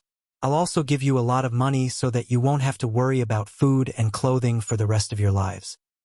Dahai was in a difficult position when he heard that Pudding would let them go. I've said what I need to say. I won't force you. You can weigh the pros and cons. Pudding saw that the time was right and didn't want to say too much. She believed that a normal person would make a clear choice. You're right, but the problem isn't that simple.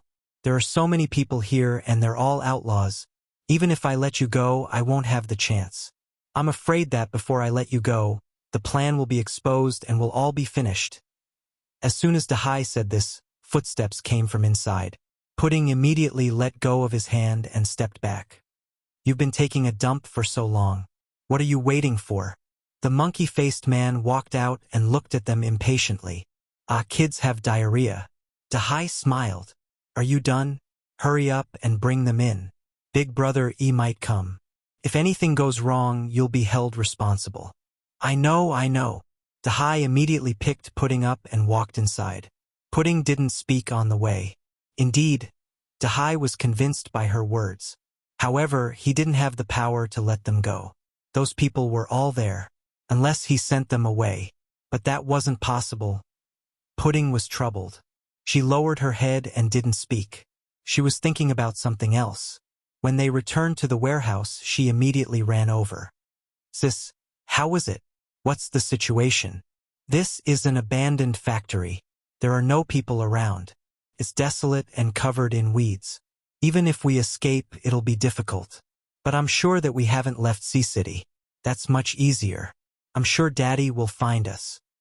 How are you so sure that we're still in the city? Little Bean was surprised. Because I saw the TV tower.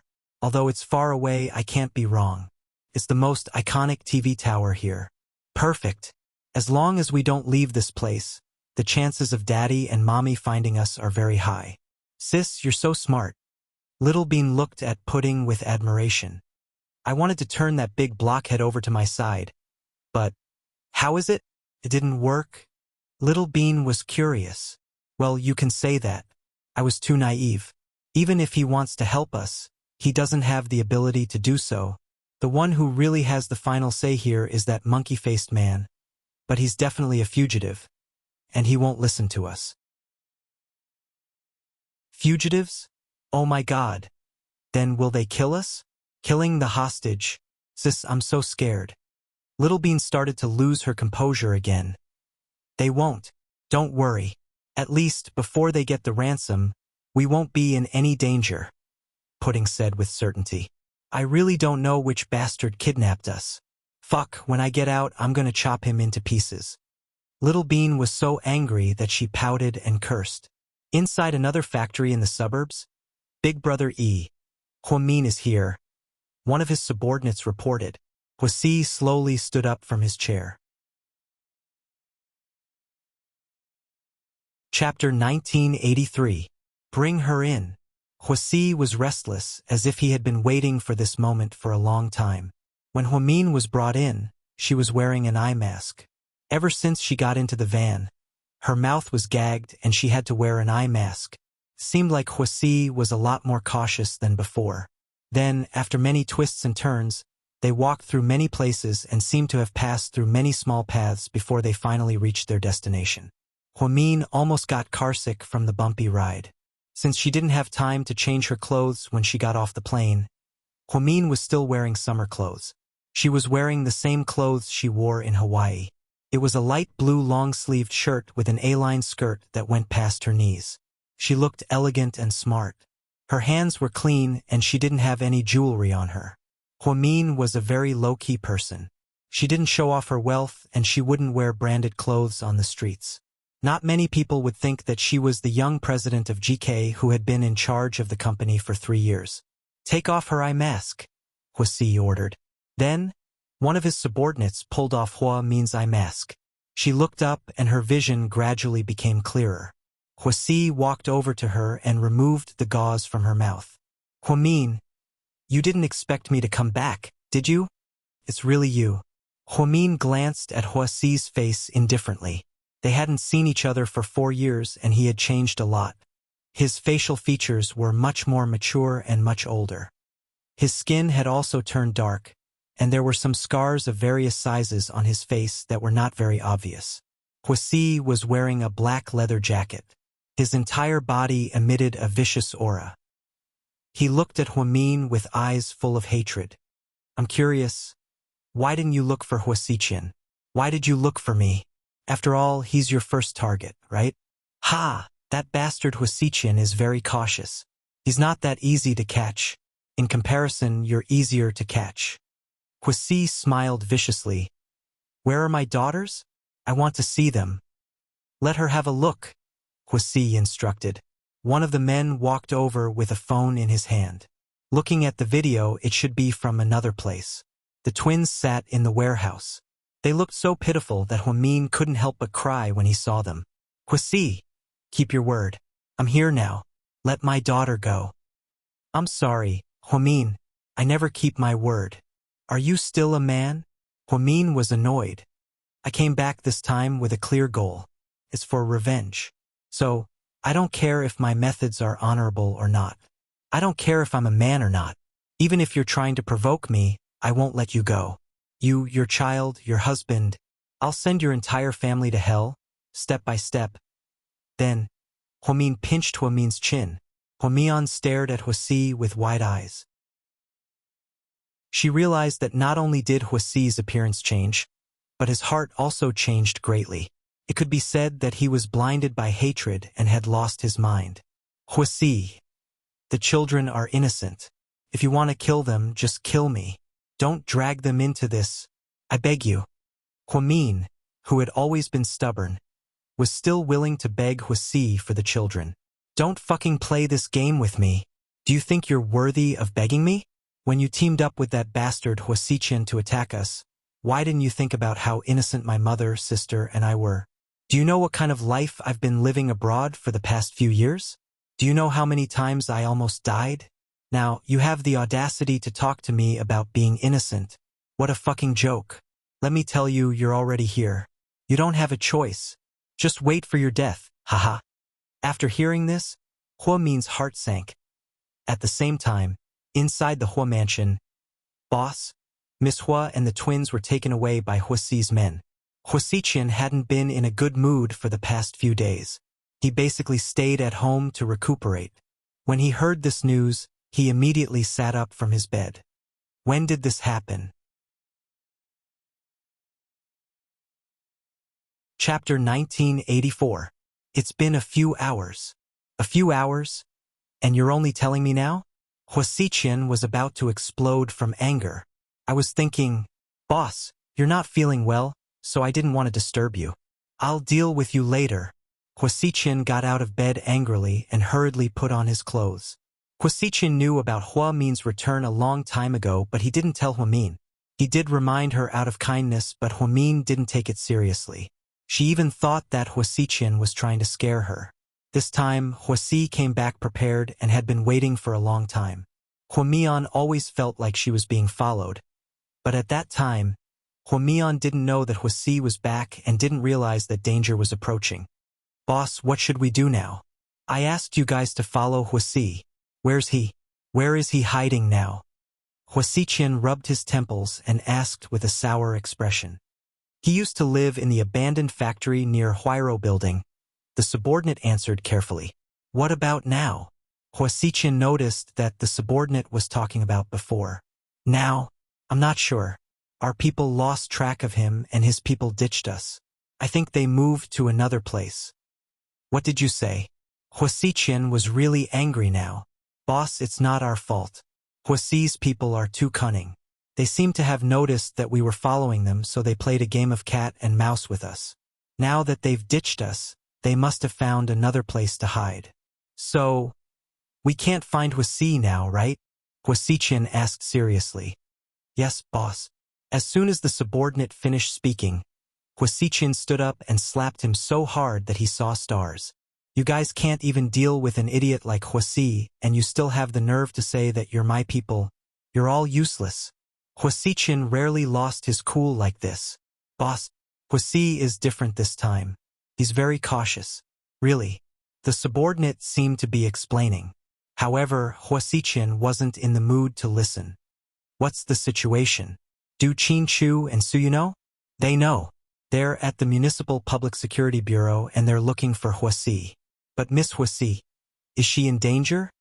Upon hearing that Huamian was in Huasi's hands, Huasiqian's heart sank. "I think Huasi will come looking for me." Huasiqian held onto his phone. He was almost certain that Huasi wouldn't let him go. After capturing Huamin, Huasi would come looking for him as well.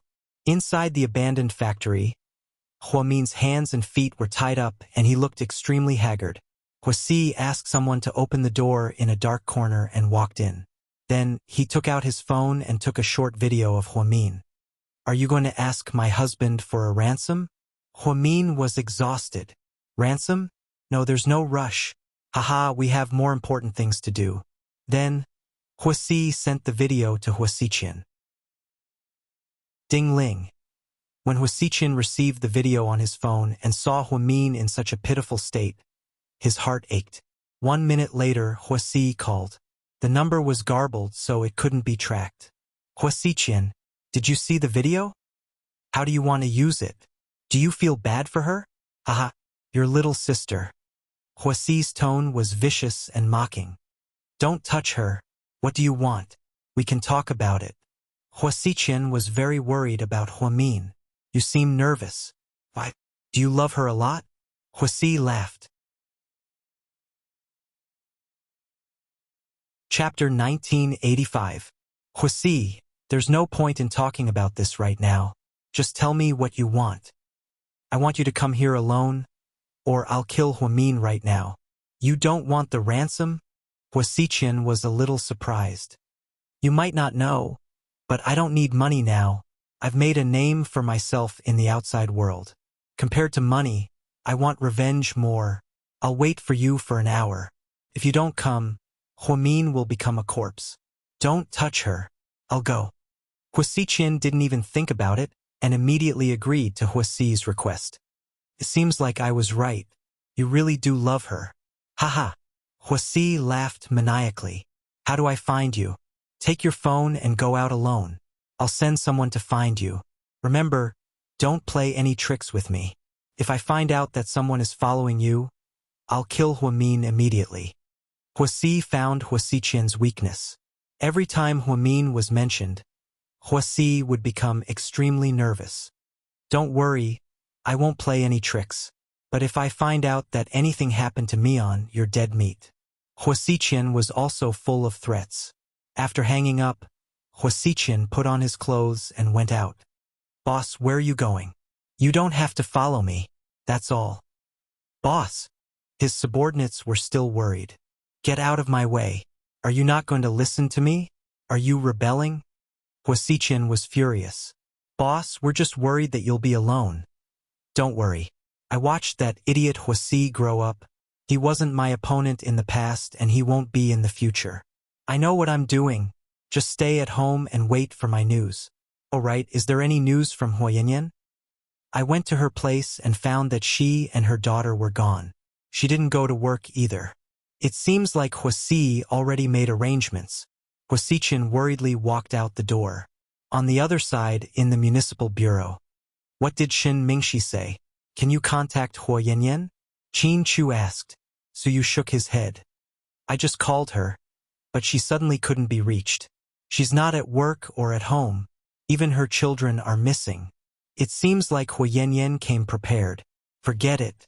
You don't have to look for her. Even if you find her, it's useless. Huasi and Xinjiani ran away and left Huayanyan behind. That's enough to prove that she doesn't mean much to them, Qin Chu analyzed. Then are we just going to sit here and wait for death? Wait for him to call us for ransom?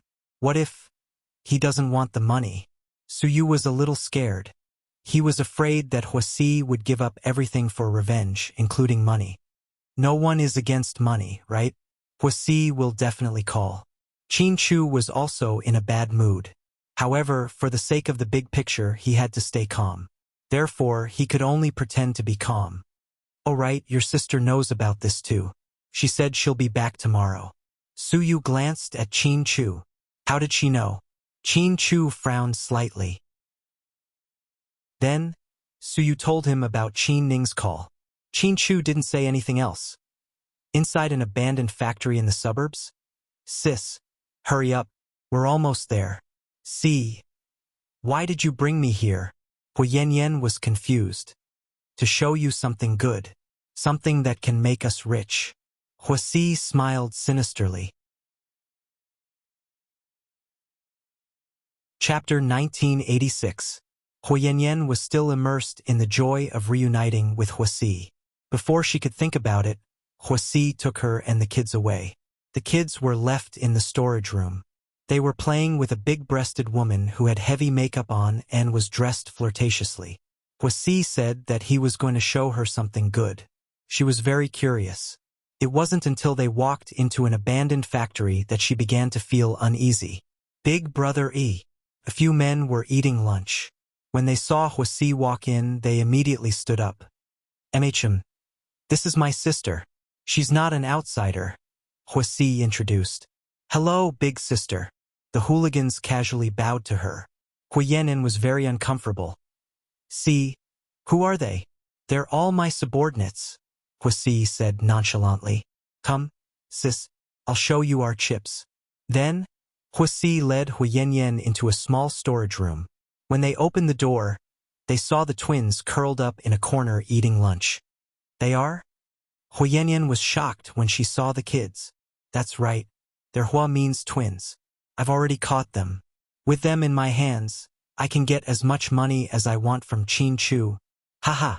See. How could you do this? Huayanyan looked at Huasi as if she didn't know him. She couldn't accept this. Why can't I do this? Who was the one who destroyed our family? We were a good family and Dad loved us so much. It was all because of that bastard Hua Min and that bastard Huasichen. They plotted against us and forced Mom and I to run away. You lived a miserable life for the past few years. But now, sis, no one will bully us anymore. After Huasi came back, he didn't immediately look for Huayanyan. He was afraid that his whereabouts would be exposed. It was only after the twins and Hua Min were captured that he sent someone to pick up Huayanyan and the children and leave secretly. He planned to take Huayanyan and leave this place after he got the ransom and got his revenge. Where is Mom? I want to see her. Huayanyan thought Huasi was crazy and irrational. Therefore, he wanted to see his mother and understand the current situation. Mom is still in Vietnam. She hasn't come back yet. Vietnam? Why did you go to Vietnam? Huayanyan was stunned. It's a long story. I'll tell you when I'm free. Let's go eat. Then, Huasi closed the door and left with Huyenyan. Sis, do you know the person who came just now? The woman behind the bad guy. Little Bean whispered. I've never seen her before. I don't know who she is, but it seems like they're in the same group. Pudding analyzed. How much longer do we have to eat this bento box? It's disgusting. I want to eat fried chicken and hamburgers. Little Bean pouted and looked pitiful. Good girl. Hold on a little longer. We'll be out soon. Little Bean was a picky eater because of her gluttony. She couldn't stand eating bento boxes all the time. In the end, Pudding stood up and knocked on the door out of concern for her little sister. Someone come quickly. Someone come quickly. Dahai! Go and see what the kid is yelling about. The men waved their hands impatiently and gestured for Dahai to come and see what was going on. Dahai opened the door to the storage unit and glanced at Pudding. He couldn't tell who was the older sister and who was the younger sister. It's me, big dummy, Pudding said in a low voice. What's wrong? After yesterday's incident, Dahai had obviously established an invisible revolutionary friendship with Pudding. Chapter 1987. The food is cold and disgusting. My sister can't eat it anymore. Can you give her something else? Ham is fine too. Please. Pudding put her hands together and begged pitifully. The man named Dahai saw her like this and felt sorry for her. Wait for me. After saying that, Dahai turned around and went back to the table. He took a ham and walked over. Here. Thank you, big dummy. When we get out of here, we'll repay you. Pudding smiled sweetly. Hey, let's not talk about this. Go eat. Dahai brought food and water to the twins every day. He suddenly felt that they were very cute, especially Pudding. She was as logical as an adult. It was amazing. Pudding took the ham that Dahai gave her and went back to the corner. Sis, let's split it. I don't like meat. I'll get fat. You have it. Pudding and Little Bean declined modestly. Outside the door, several hooligans finished their meal and continued to play cards to pass the time. Dahai, what the fuck are you doing? Play your cards. The monkey-faced man kicked Dahai. Oh. He came back to his senses. What's wrong with you? Why are you so distracted? Brother Lee, what do you think what we're doing? Isn't it a crime? Kidnapping such young children? Dahai's conscience began to feel uneasy. Hey, what's wrong? Did you find your conscience? If you're scared, then quit. That's how it is these days. The brave die of overeating while the cowardly die of starvation. Wealth comes from danger. If you don't even have the guts to do this, then you should go home and drink milk. Don't fucking stay in this world. No, what I mean is, after Big Brother E gets the money, will he let the children go? Dahai asked worriedly. You're thinking too much. We just need to get the money and be done with it.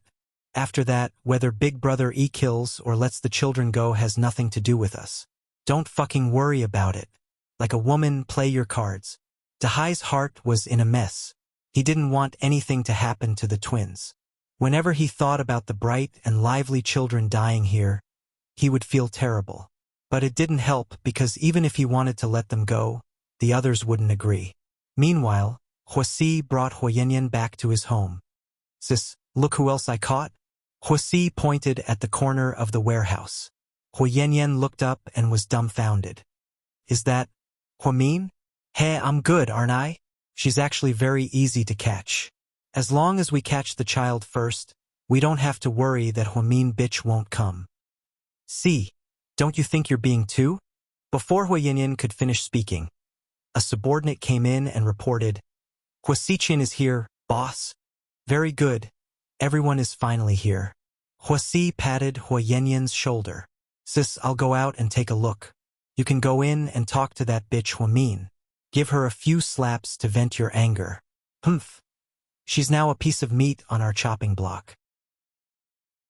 Huasi thought that Huyenyan hated Huamin to the core, so he left after saying that. Huyenyan opened the door to the warehouse with trembling hands and walked in. Huamin, she called out softly. Yenyan. Huamin looked up, his voice weak. His cheeks were red and swollen. It was obvious that he was hit. Oh my God. I'm sorry. I didn't know C was back. And I didn't know he. Huyenyan ran over and squatted beside Huamin, crying quietly. Don't cry. It's not your fault. I know. I just saw your children. They're locked up there too. My children, are they okay? Huamin's voice became emotional when he heard about his children. Chapter 1988. Huamin, don't worry. The kids are fine. They're not hurt. They're safe. Huyenyan immediately comforted him. Where are they locked up? They're in an abandoned factory on the other side. Then, where is this place? I don't know. When I came here, I was also brought in with a blindfold. C might be on guard against me. I think. Huamin nodded after hearing Huyenyan's words. Are you okay? You don't look well. I'm fine. As long as the kids are fine, I'm not worried about anything else. Don't be afraid. I'll find a way to save your kids. Huyenyan said sincerely as she held Huamin's hand. Thank you, Yanyan. At this moment, Huamin was extremely grateful. Don't say that. When I was bullied, you stood up for me. I'm not that heartless. Plus, I know that you and Huasiqian are enemies. What happened back then wasn't your fault. You didn't cause Dad's death either. C was too stubborn. I'll slowly convince him. I won't let him hurt you guys. Right now, Huasi's head is clouded by hatred. He won't listen to you. Don't tell him so that he won't be alerted. If you have a chance to get out, please tell my husband immediately and ask him to come and save us. But I think that since Huasi brought you here, he probably won't let you out. He definitely won't give you a chance to call for help. The worst-case scenario is that you don't have to worry about me at this critical moment. You have to think of a way to save my kids. Okay? Huamin held Huyenyan's hand tightly. Don't worry. I'll do my best. I'll think of a way. I know the kids are very important to you, Huyenyan said to Huamin. Suddenly, the sound of footsteps came from behind them. Huamin gave Huyenyan a look, and she immediately retreated to the back vigilantly. Miss Yanyan, please come out first. Brother E asked me to bring this woman out. Okay. Huyenyan nodded. Huamian made way for the man. Then the two men dragged Huamian out roughly. Huyenyan cautiously followed after her. Sis, there's nothing for you to do here. Go back to that little room and rest. Your daughter was looking for you just now. Huasi turned around and said to Huyenyan, See, don't go overboard. Leave some leeway for others. Huyenyan advised worriedly. In the past few years, she had experienced a lot, and she had seen through many things. He knew that no matter how deep the hatred was, there was no need to kill someone. Back then, Huamin stood up for Huyenyan, and he was willing to offend Wei Liao's little sister, Wei Ying. Many bystanders thought that Huamin was being a saint and wanted to save the woman who once gave him a hard time. However, the truth was, Huamin saw that Huyenyan had changed for the better and wanted to be a good person, so he wanted to give her a chance. Plus, she was a woman and it was not easy for her to raise a child. Huamin was also a mother, and he knew how it felt to be a mother. That was why he reached out to Huyenyan without hesitation. Who would have thought that now that the tiger had fallen from grace, Huyenyan's last ray of hope was really on her. It seemed like there was a saying that a good deed begets a good deed. Back then, if Huamin had also bullied Huyenyan and humiliated her, her last ray of hope would have been gone. If that was the case, then the last chance of survival today would be gone. That was why it was said that a person should have a kind heart. Okay, then I'll go see the child. Huyenyan knew that Huasi didn't want her to be there. Therefore, she didn't force him to stay. She turned around and was brought to a small house on the other side. This was where Huasi lived. Other than him, there was also a woman. When Huyenyan walked in, her daughter was standing on the floor, and the woman was smoking on the bed. She had one leg crossed over the other, and she had heavy makeup on. Her hair was disheveled, and she looked very dispirited. Little girl, do you want a bite? Ha ha ha, the woman said to Huyenyan's daughter, and then she giggled. Chapter 1989. Huyenyen immediately hugged her daughter. Tian Tian, are you okay? Mommy. When the little girl saw her mother, she immediately ran into her mother's arms, looking very scared. Don't be scared, Mommy's here. Hello, big sister. When the woman saw Huyenyen walk in, she sat up straight and held a cigarette between her right index and middle finger. Who are you? Didn't C tell you? I'm C's lover. The woman smiled like a flower. He didn't tell me. Huyenyen looked at the woman cautiously. She didn't have a good impression of her. Oh, then he probably didn't have time to tell you. It's fine. I'll tell you then. C and his mommy, oh yeah, that's your mommy, ran to Vietnam and lived a miserable life. The man your mommy found was addicted to gambling all the time, but he couldn't pay off his debt with your mommy. Your little brother, oh, that C, was almost beaten to death to save your mommy. I was passing by, so I saved them and brought them to the Vietnam gang. Vietnam gang? Huyenyen was confused. It's the #1 mafia in Vietnam. Because of me, C joined the Vietnamese mafia.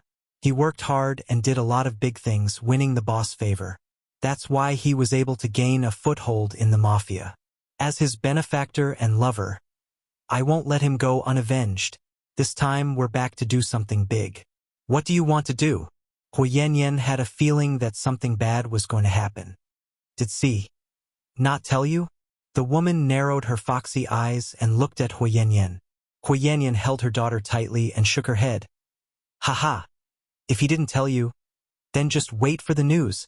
After this, we won't go back to Vietnam. We'll go to a new place and start over. You should be glad that C didn't forget about you all these years. He even came back to pick you up. Huyenyen felt bad when she heard this. She could tell from this woman that Huasi had been living a hard life for the past few years. Her mother, Xinjiani's adulterer, was such a scumbag that he almost killed her and her son. Luckily, he had made it through. But this time, even if he wanted to take revenge, he should have gone after Huasiqian. Why did he want to capture Huamin and the child? Huyenyen felt really uncomfortable. She held her daughter's hand and was about to go out to talk to C. She heard the woman behind her say, "It's best if you stay here with your child. If we torture him outside, it will be very cruel. Your child won't be able to take it." After saying that, the woman picked up the purple fur coat, put it on, and walked out while swaying her butt. After hearing that, Huyenyen gave up the idea of going out. She sat in the small room with her daughter, Tian Tian, in her arms. She was panicking and didn't know what to do. She wanted to call Shin Mingshi and ask him to tell Qin Chu to come and save Huamin and the twins. However, when she touched her phone, she realized that someone had taken her phone away. It seemed like they were indeed on guard against her. Inside the empty factory, after Huasiqian was brought in, his hands and feet were tied tightly. The men shoved Huasiqian, who immediately fell to the ground and fell on his face. "Bastard, you're finally in my hands." Huasiqian cursed as he grabbed onto Huasiqian's collar. "Haha, idiot, long time no see." Huasiqian smiled slightly. He greeted him in such a special way. Chapter 1990. Asshole, how dare you look down on me? I'm going to kill you. Huasiqian's words provoked Huasi. He punched Huasiqian's face. Then he kicked Huasiqian mercilessly on the head and body with his leather shoes. However, this man didn't even make a sound, as if he wasn't the one being hit. "See, stop hitting him. If he dies, how are we going to get money?" A woman's voice came from behind. Huasi immediately stopped what he was doing. Then, he grabbed Huasiqian's hair and dragged him up from the ground. Huasiqian's face was bloody as he looked in front of him. He looked at the woman behind Huasi and sneered. "I was wondering, how did this idiot suddenly become so smart? It turns out, he has an incompetent advisor, and she's a woman." "Who are you calling an incompetent advisor? Who are you calling a woman? I'm going to kill you." Huasi had a bad temper and was provoked. He wanted to continue but was stopped by the woman.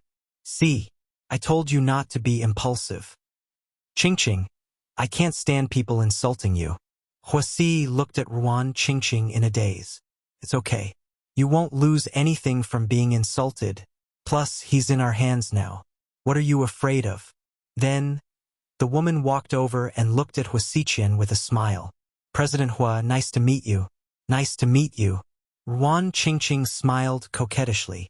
Ruan Qingqing, 31 years old, originally from Vietnam. When you were 15 years old, you were kidnapped and sold to Wannan, China. You became the wife of a cripple who was over 50 years old. Later, you couldn't stand the abuse and ran back to Vietnam. You didn't dare to go home. You met the leader of the Vietnamese gang at the red light district and became one of his many mistresses. Because you're smart, knowledgeable, and full of ideas, Zai Ming fell in love with you. What the fuck are you talking about? Huasi was about to punch him. However, Ruan Qingqing stopped him. Huh? See, let him speak. He's right. I'm not afraid of people finding out what I've done. Yuan Qingqing smiled seductively. I knew it. How could an idiot suddenly be enlightened? He's so cautious and meticulous, so he knows you. How lucky, haha. Huasiqian laughed as he spat out a mouthful of blood. President Hua, you've done a good job in gathering intelligence. You investigated me thoroughly. Unfortunately, you're in our hands now. We have the final say in your life and death. At least you won't let me die yet. After all, you want the entire Hua Corporation's funds, right? Huasiqian said confidently. Smart. So what do we have to do to make you hand over the money? You know that we don't actually want to torture you. After all, I don't want to be so rough with you. Ruan Qingqing smiled as she reached out her hand and ran it across Huasiqian's unbuttoned chest. What if I say, no matter what, I won't give you the money? Huasiqian smiled evilly. Then that's easy. Men, bring that bastard Huamin over here, Huasi ordered fiercely. Then one of his subordinates dragged Huamin over to Huasiqian. Huasiqian hadn't seen Huamin in a long time. Meeting her under these circumstances was really... What do you think? Are you going to thank me? It's not that easy for you to see her, Yuan Qingqing said with a smile as she played with her fingernails. Huamin raised his head and looked into Huasiqian's eyes. Both of them had a complicated look in their eyes, but neither of them said anything. Chapter 1991. Emicham. I really have to thank you, Miss Ruan. Otherwise, I wouldn't have been able to see my little sister. Ruan Qingqing slowly walked up to Huamin, reached out her hand, and slowly lifted his chin. Then, she looked at him carefully. The truth is, I'm really curious. I've seen many photos of her and I've looked at her for a long time.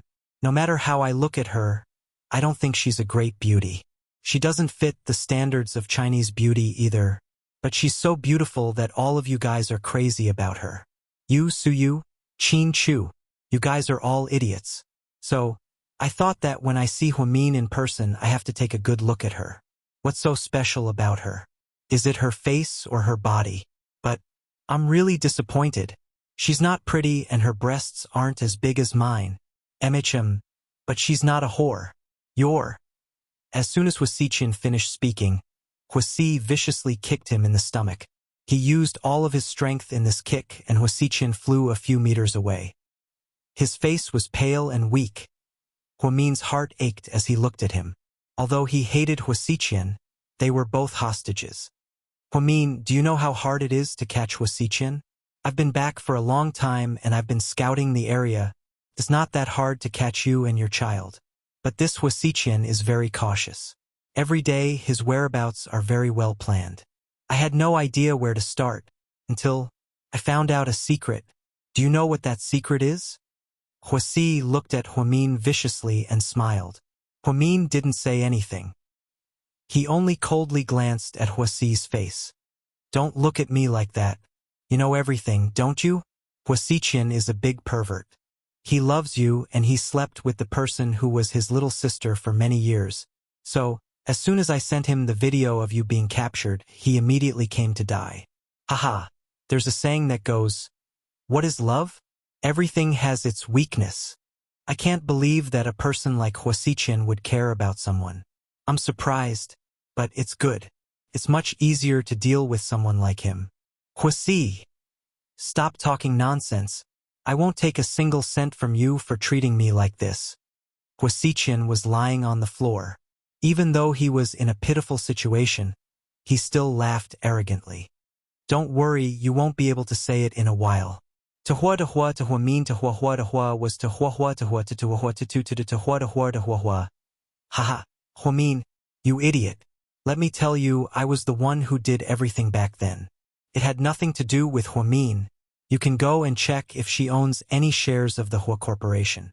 We've been enemies for a long time. How can you use my enemy to threaten me? Are you stupid? Huasiqian deliberately tried to confuse the situation. I don't need you to tell me that. Do you dare say that Huamin had nothing to do with what happened back then?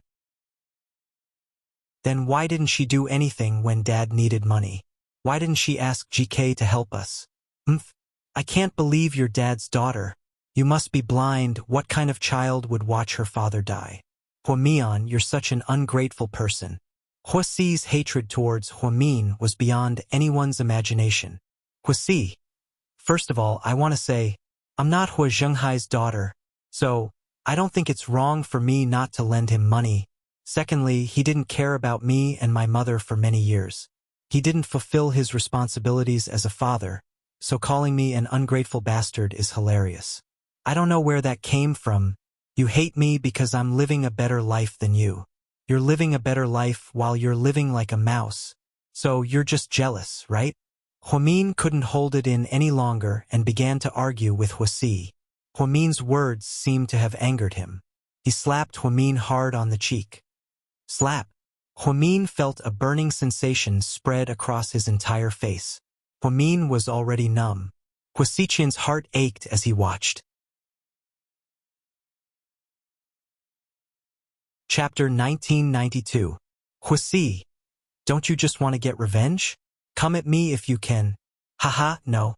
I know you're a tough guy and won't admit defeat. So, I've decided to use a different method.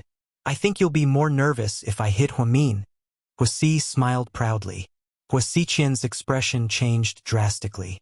He almost got up from the ground and charged at Huasi. However, Huasi's subordinates held him down. Fuck. Huasi, you son of a bitch. Huasiqian lost his cool and cursed. Behave yourself. Huasi's subordinates punched and kicked Huasiqian so that he couldn't move. I haven't even started and you're already nervous. Say, if I get a few buddies to rape Huamin in front of you, you'll probably be more excited than her husband. Qin Shu, right? You can't take it, right? Huasi, don't touch her. I'll give you whatever you want. Huasiqian, who was always fearless and had no weaknesses, finally admitted defeat. He was afraid that Huamin would do something to Huasi. Huasiqian, you don't have to listen to him. Even if you give him the money, he won't let us go. Don't be an idiot. Huamin looked at Huasiqian calmly. Shut up, you bitch. I'll deal with you later, Huasi said angrily. Huasiqian glanced at Huamin and shook his head, signaling for her to stop talking. So, how do you think you can give me the money? Huasi walked over and stepped on Huasiqian's hand. Huasiqian used all his strength to press down on Huasiqian's hand. Of course, I'm willing to give you the money, but if I want to use a large amount of money, I need to do it personally. I can't just give you the password and give you the card, Huasiqian said with difficulty. So, Huasi raised his eyebrows. So, I suggest you go back with me and do it, Huasiqian said calmly. Go back with you? Do you think I'm a 3-year-old kid? How do I know if you're going to play tricks on me? Listen, Huasiqian, I don't care what you do, but you need to prepare $10 million in cash right now. Also, I want an international check for $500 million. I'll give you 1 hour. Huasi demanded. That's impossible. I don't have enough time. I can't get it. Huasiqian immediately denied. Huasiqian's hands of his, he took, Huamin took out a dagger and pressed it against Huasiqian's face. Huasi, kill me if you dare. Huamin glanced at him coldly. Don't try to provoke me. Do you think I don't have the guts to do it? Huasi glared at him. Huasi, you're a bastard. The Hua family would never do something like that. No wonder Dad said that you're a bastard born from an affair between your mother and your husband. You don't act like a man. You're the same no matter where you go. You're like a rat on the street. All you can do is sneak around. You're always looking at other people's lives better than yours. Huasiqian was really anxious. Therefore, he said a lot of things to provoke Huasi. As expected, Huasiqian immediately let go of Huamin and walked over with the dagger. He aimed the dagger at Huasiqian's thigh and stabbed it down. Huasiqian didn't even make a sound. Huamin's mouth was wide open. He was dumbfounded. Blood splattered everywhere. Chapter 1993. However, Huasi didn't seem to be satisfied yet. He stabbed Huasiqian's thigh again. That's enough, see? Luckily, Ruan Qingqing stopped him in time. We can't kill him yet. We haven't gotten what we want yet. Ruan Qingqing glanced at Huasiqian indifferently. Only then did Huasi stop. Huasiqian ignored his injury and looked at Huamin, who wasn't far away. Seeing that Huamin was fine, he let out a sigh of relief. At this moment, Huamin's feelings were extremely complicated. She knew all too well that Huasiqian wouldn't intentionally provoke Huasi. Every time Huasiqian wanted to hurt her, Huasi would deliberately provoke Huasi and then divert his attention. However, the price he had to pay was too high. To be honest, Huamin wasn't worried that Huasi would disfigure her. In her heart, all she cared about was that the children were fine. She wasn't the most beautiful woman in the world, so she didn't care if Huasiqian hurt her.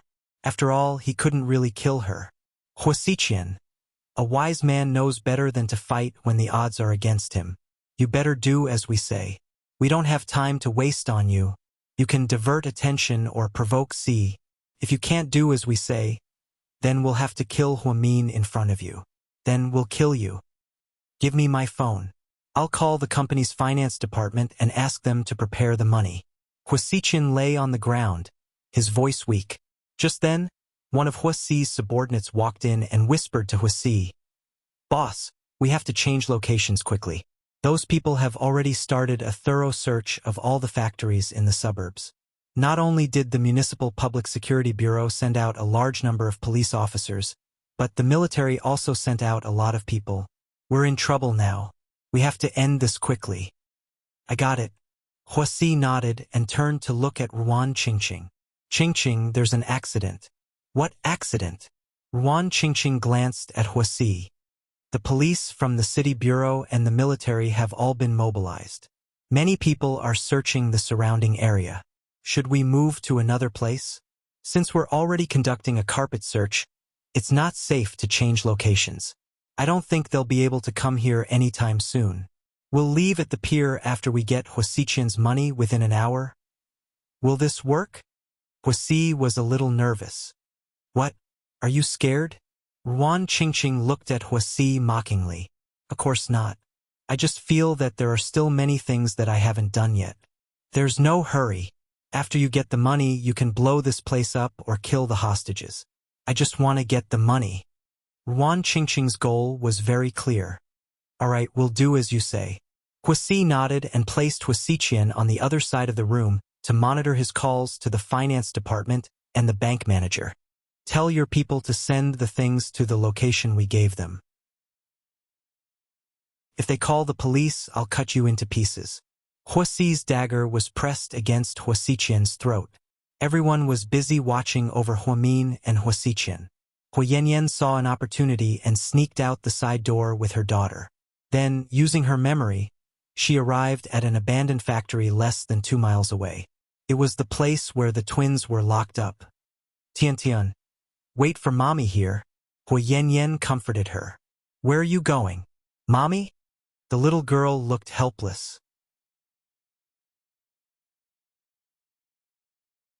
Chapter 1994. Mommy is going to save the 2 little girls. Stay here and don't go too far. Mommy will be back soon. Seeing that the sky was getting dark, Huayanyan thought this was an opportunity. As long as she saved the twins and ran to the grass, her little figure would hide in the grass and no one would find her. Huamin cared so much about the kids, so she had to find a way to save them. After Huayanyan finished speaking, she gritted her teeth and left her daughters here. She thought that even if they were discovered, The twins were C's nieces, so he wouldn't do anything to them. Therefore, she mustered up her courage and went to another factory. It was still peaceful here. Huh? Someone's here. One of the hooligans said. I think it's the one who came with Big Brother E this morning. Is she Big Sister? The hooligans weren't sure. The monkey-faced man stood up. Under the dim light, he looked up. Are you Big Brother Yi's big sister? Yeah, I'm Huyenyen. Huyenyen pretended to be calm and nodded. Big sister, what's the matter? Did Big Brother E give you any orders? The monkey-faced man immediately smiled and asked. Yeah, C told you guys to move. It's not safe here. The kid's father will find us soon. Really? So soon? The man obviously didn't believe her. Yeah, it happened just now. So, I'll take the kids and leave first. You guys stay here and guard. C will give you other tasks later. You? Take the kids with you? Can you do it? It's fine. Just tie the kids' hands and feet. I'm an adult. How can I lose the kids? Or, don't you trust me? Huyenyen pretended to be angry. Big sister, we didn't mean it that way. It's just too rash. How about this? I'll ask Big Brother E. We'll know once we call him. Then, the monkey-faced man picked up his phone and was about to call Huasi. Huyenyen's heart sank. She cursed herself for being so stupid. She didn't do it the first time. She didn't expect this guy to call Huasi to ask for confirmation. If C found out, she would be completely exposed. Wouldn't she? Just as he was thinking about this, the man named Dahai suddenly stopped the monkey-faced man. He didn't ask him to call his cell phone. Dahai, what are you doing? Brother E did call me just now. I picked it up when I went to the washroom, but I forgot about it because you guys interrupted me when I came back. Haha, Big Sis is right. Let's hurry up before we're too late. What? Why didn't you fucking tell me earlier that Brother E is calling? The man gave Dahai a headshot. Dahai laughed foolishly. Ha ha ha, my memory isn't very good usually. I'm quite silly. It's not like you don't know. Didn't I immediately remember when Big Sister mentioned it? Because Dahai never lied. Everyone immediately believed him. The monkey-faced man glanced at Huyenyen and felt that something was wrong. I still think it's not safe for Big Sister to take care of 2 children by herself. How about this? I'll send one of my brothers to escort you. No, it's really not necessary. I can do it myself. Huyenyen refused again. Big sis, I'll go. I'm strong. Haha. Dahai volunteered. The man immediately agreed. Okay, let's do that. Dahai, you go and bring the 2 brats out and follow Big Sis to another place. We'll stay here and wait for Big Brother Yi's news. Okay. Then, Dahai immediately walked towards the warehouse. Chapter 1995. Although Huyenyen still felt uneasy, she had a feeling that Dahai might be on her side. Otherwise, he wouldn't have lied about taking Huasi's call. With this thought, Huyenyen felt a little more confident. The twins were still calm when they came out. Where are you taking us? Little Bean asked curiously. Let's go somewhere else and talk less. Dahai reminded them in a low voice. Pudding looked at Dahai and felt that his eyes were a little different from usual. He looked a little panicked. Then, she looked at Huyenyen. She wasn't sure what they were going to do, so she didn't say anything. Huyenyen and Dahai walked out with the twins.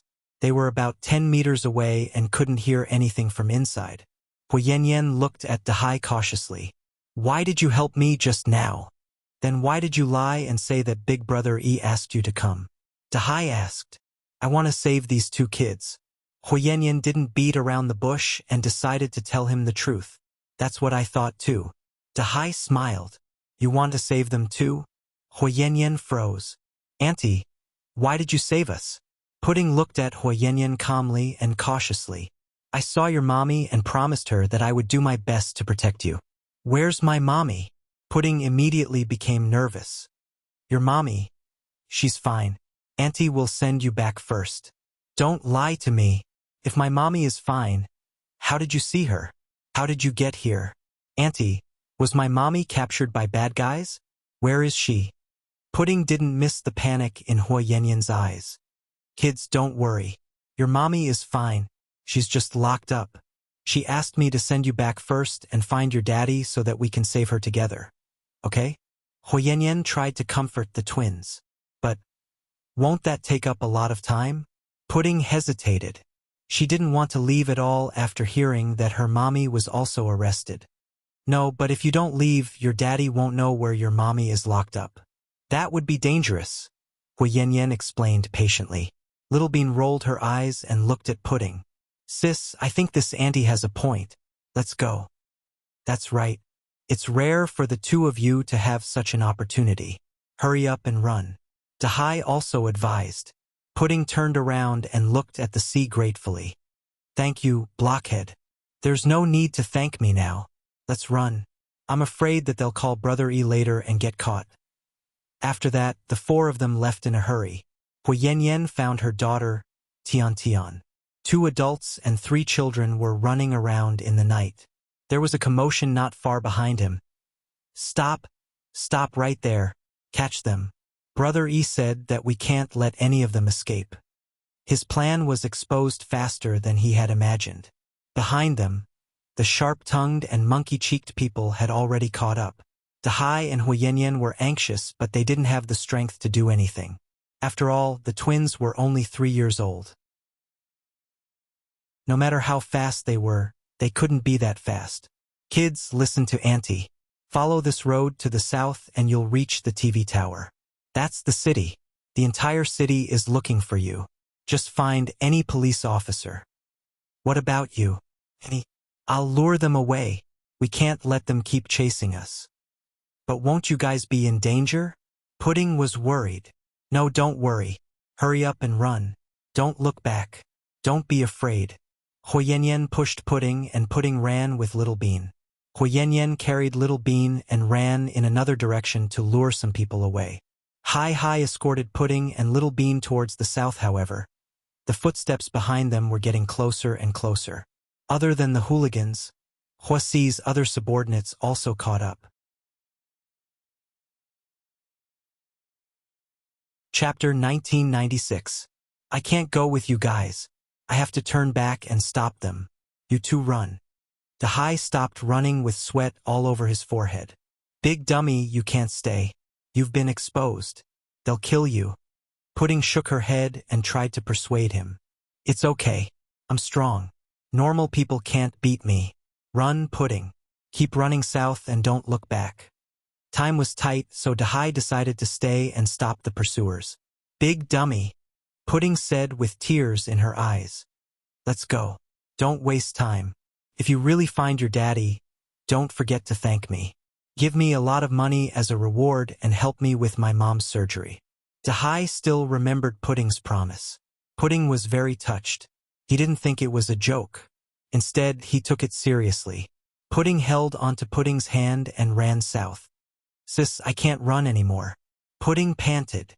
I told you to eat less, but you always complained. Look, you can't run anymore. Pudding tried her best to drag her sister and run.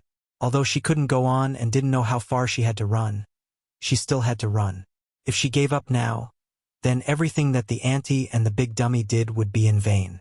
Therefore, Pudding ran with all her might. Even if she couldn't run anymore, she wouldn't give up. Sis, I heard everything. There are people chasing us. It looks like the big dummy can't go on. I'll stay and distract them. I'll buy you some time. Go and find Daddy. No, we have to go together.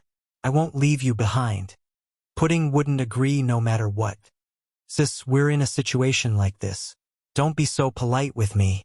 It's a matter of life and death. Mommy is waiting for Daddy to save her.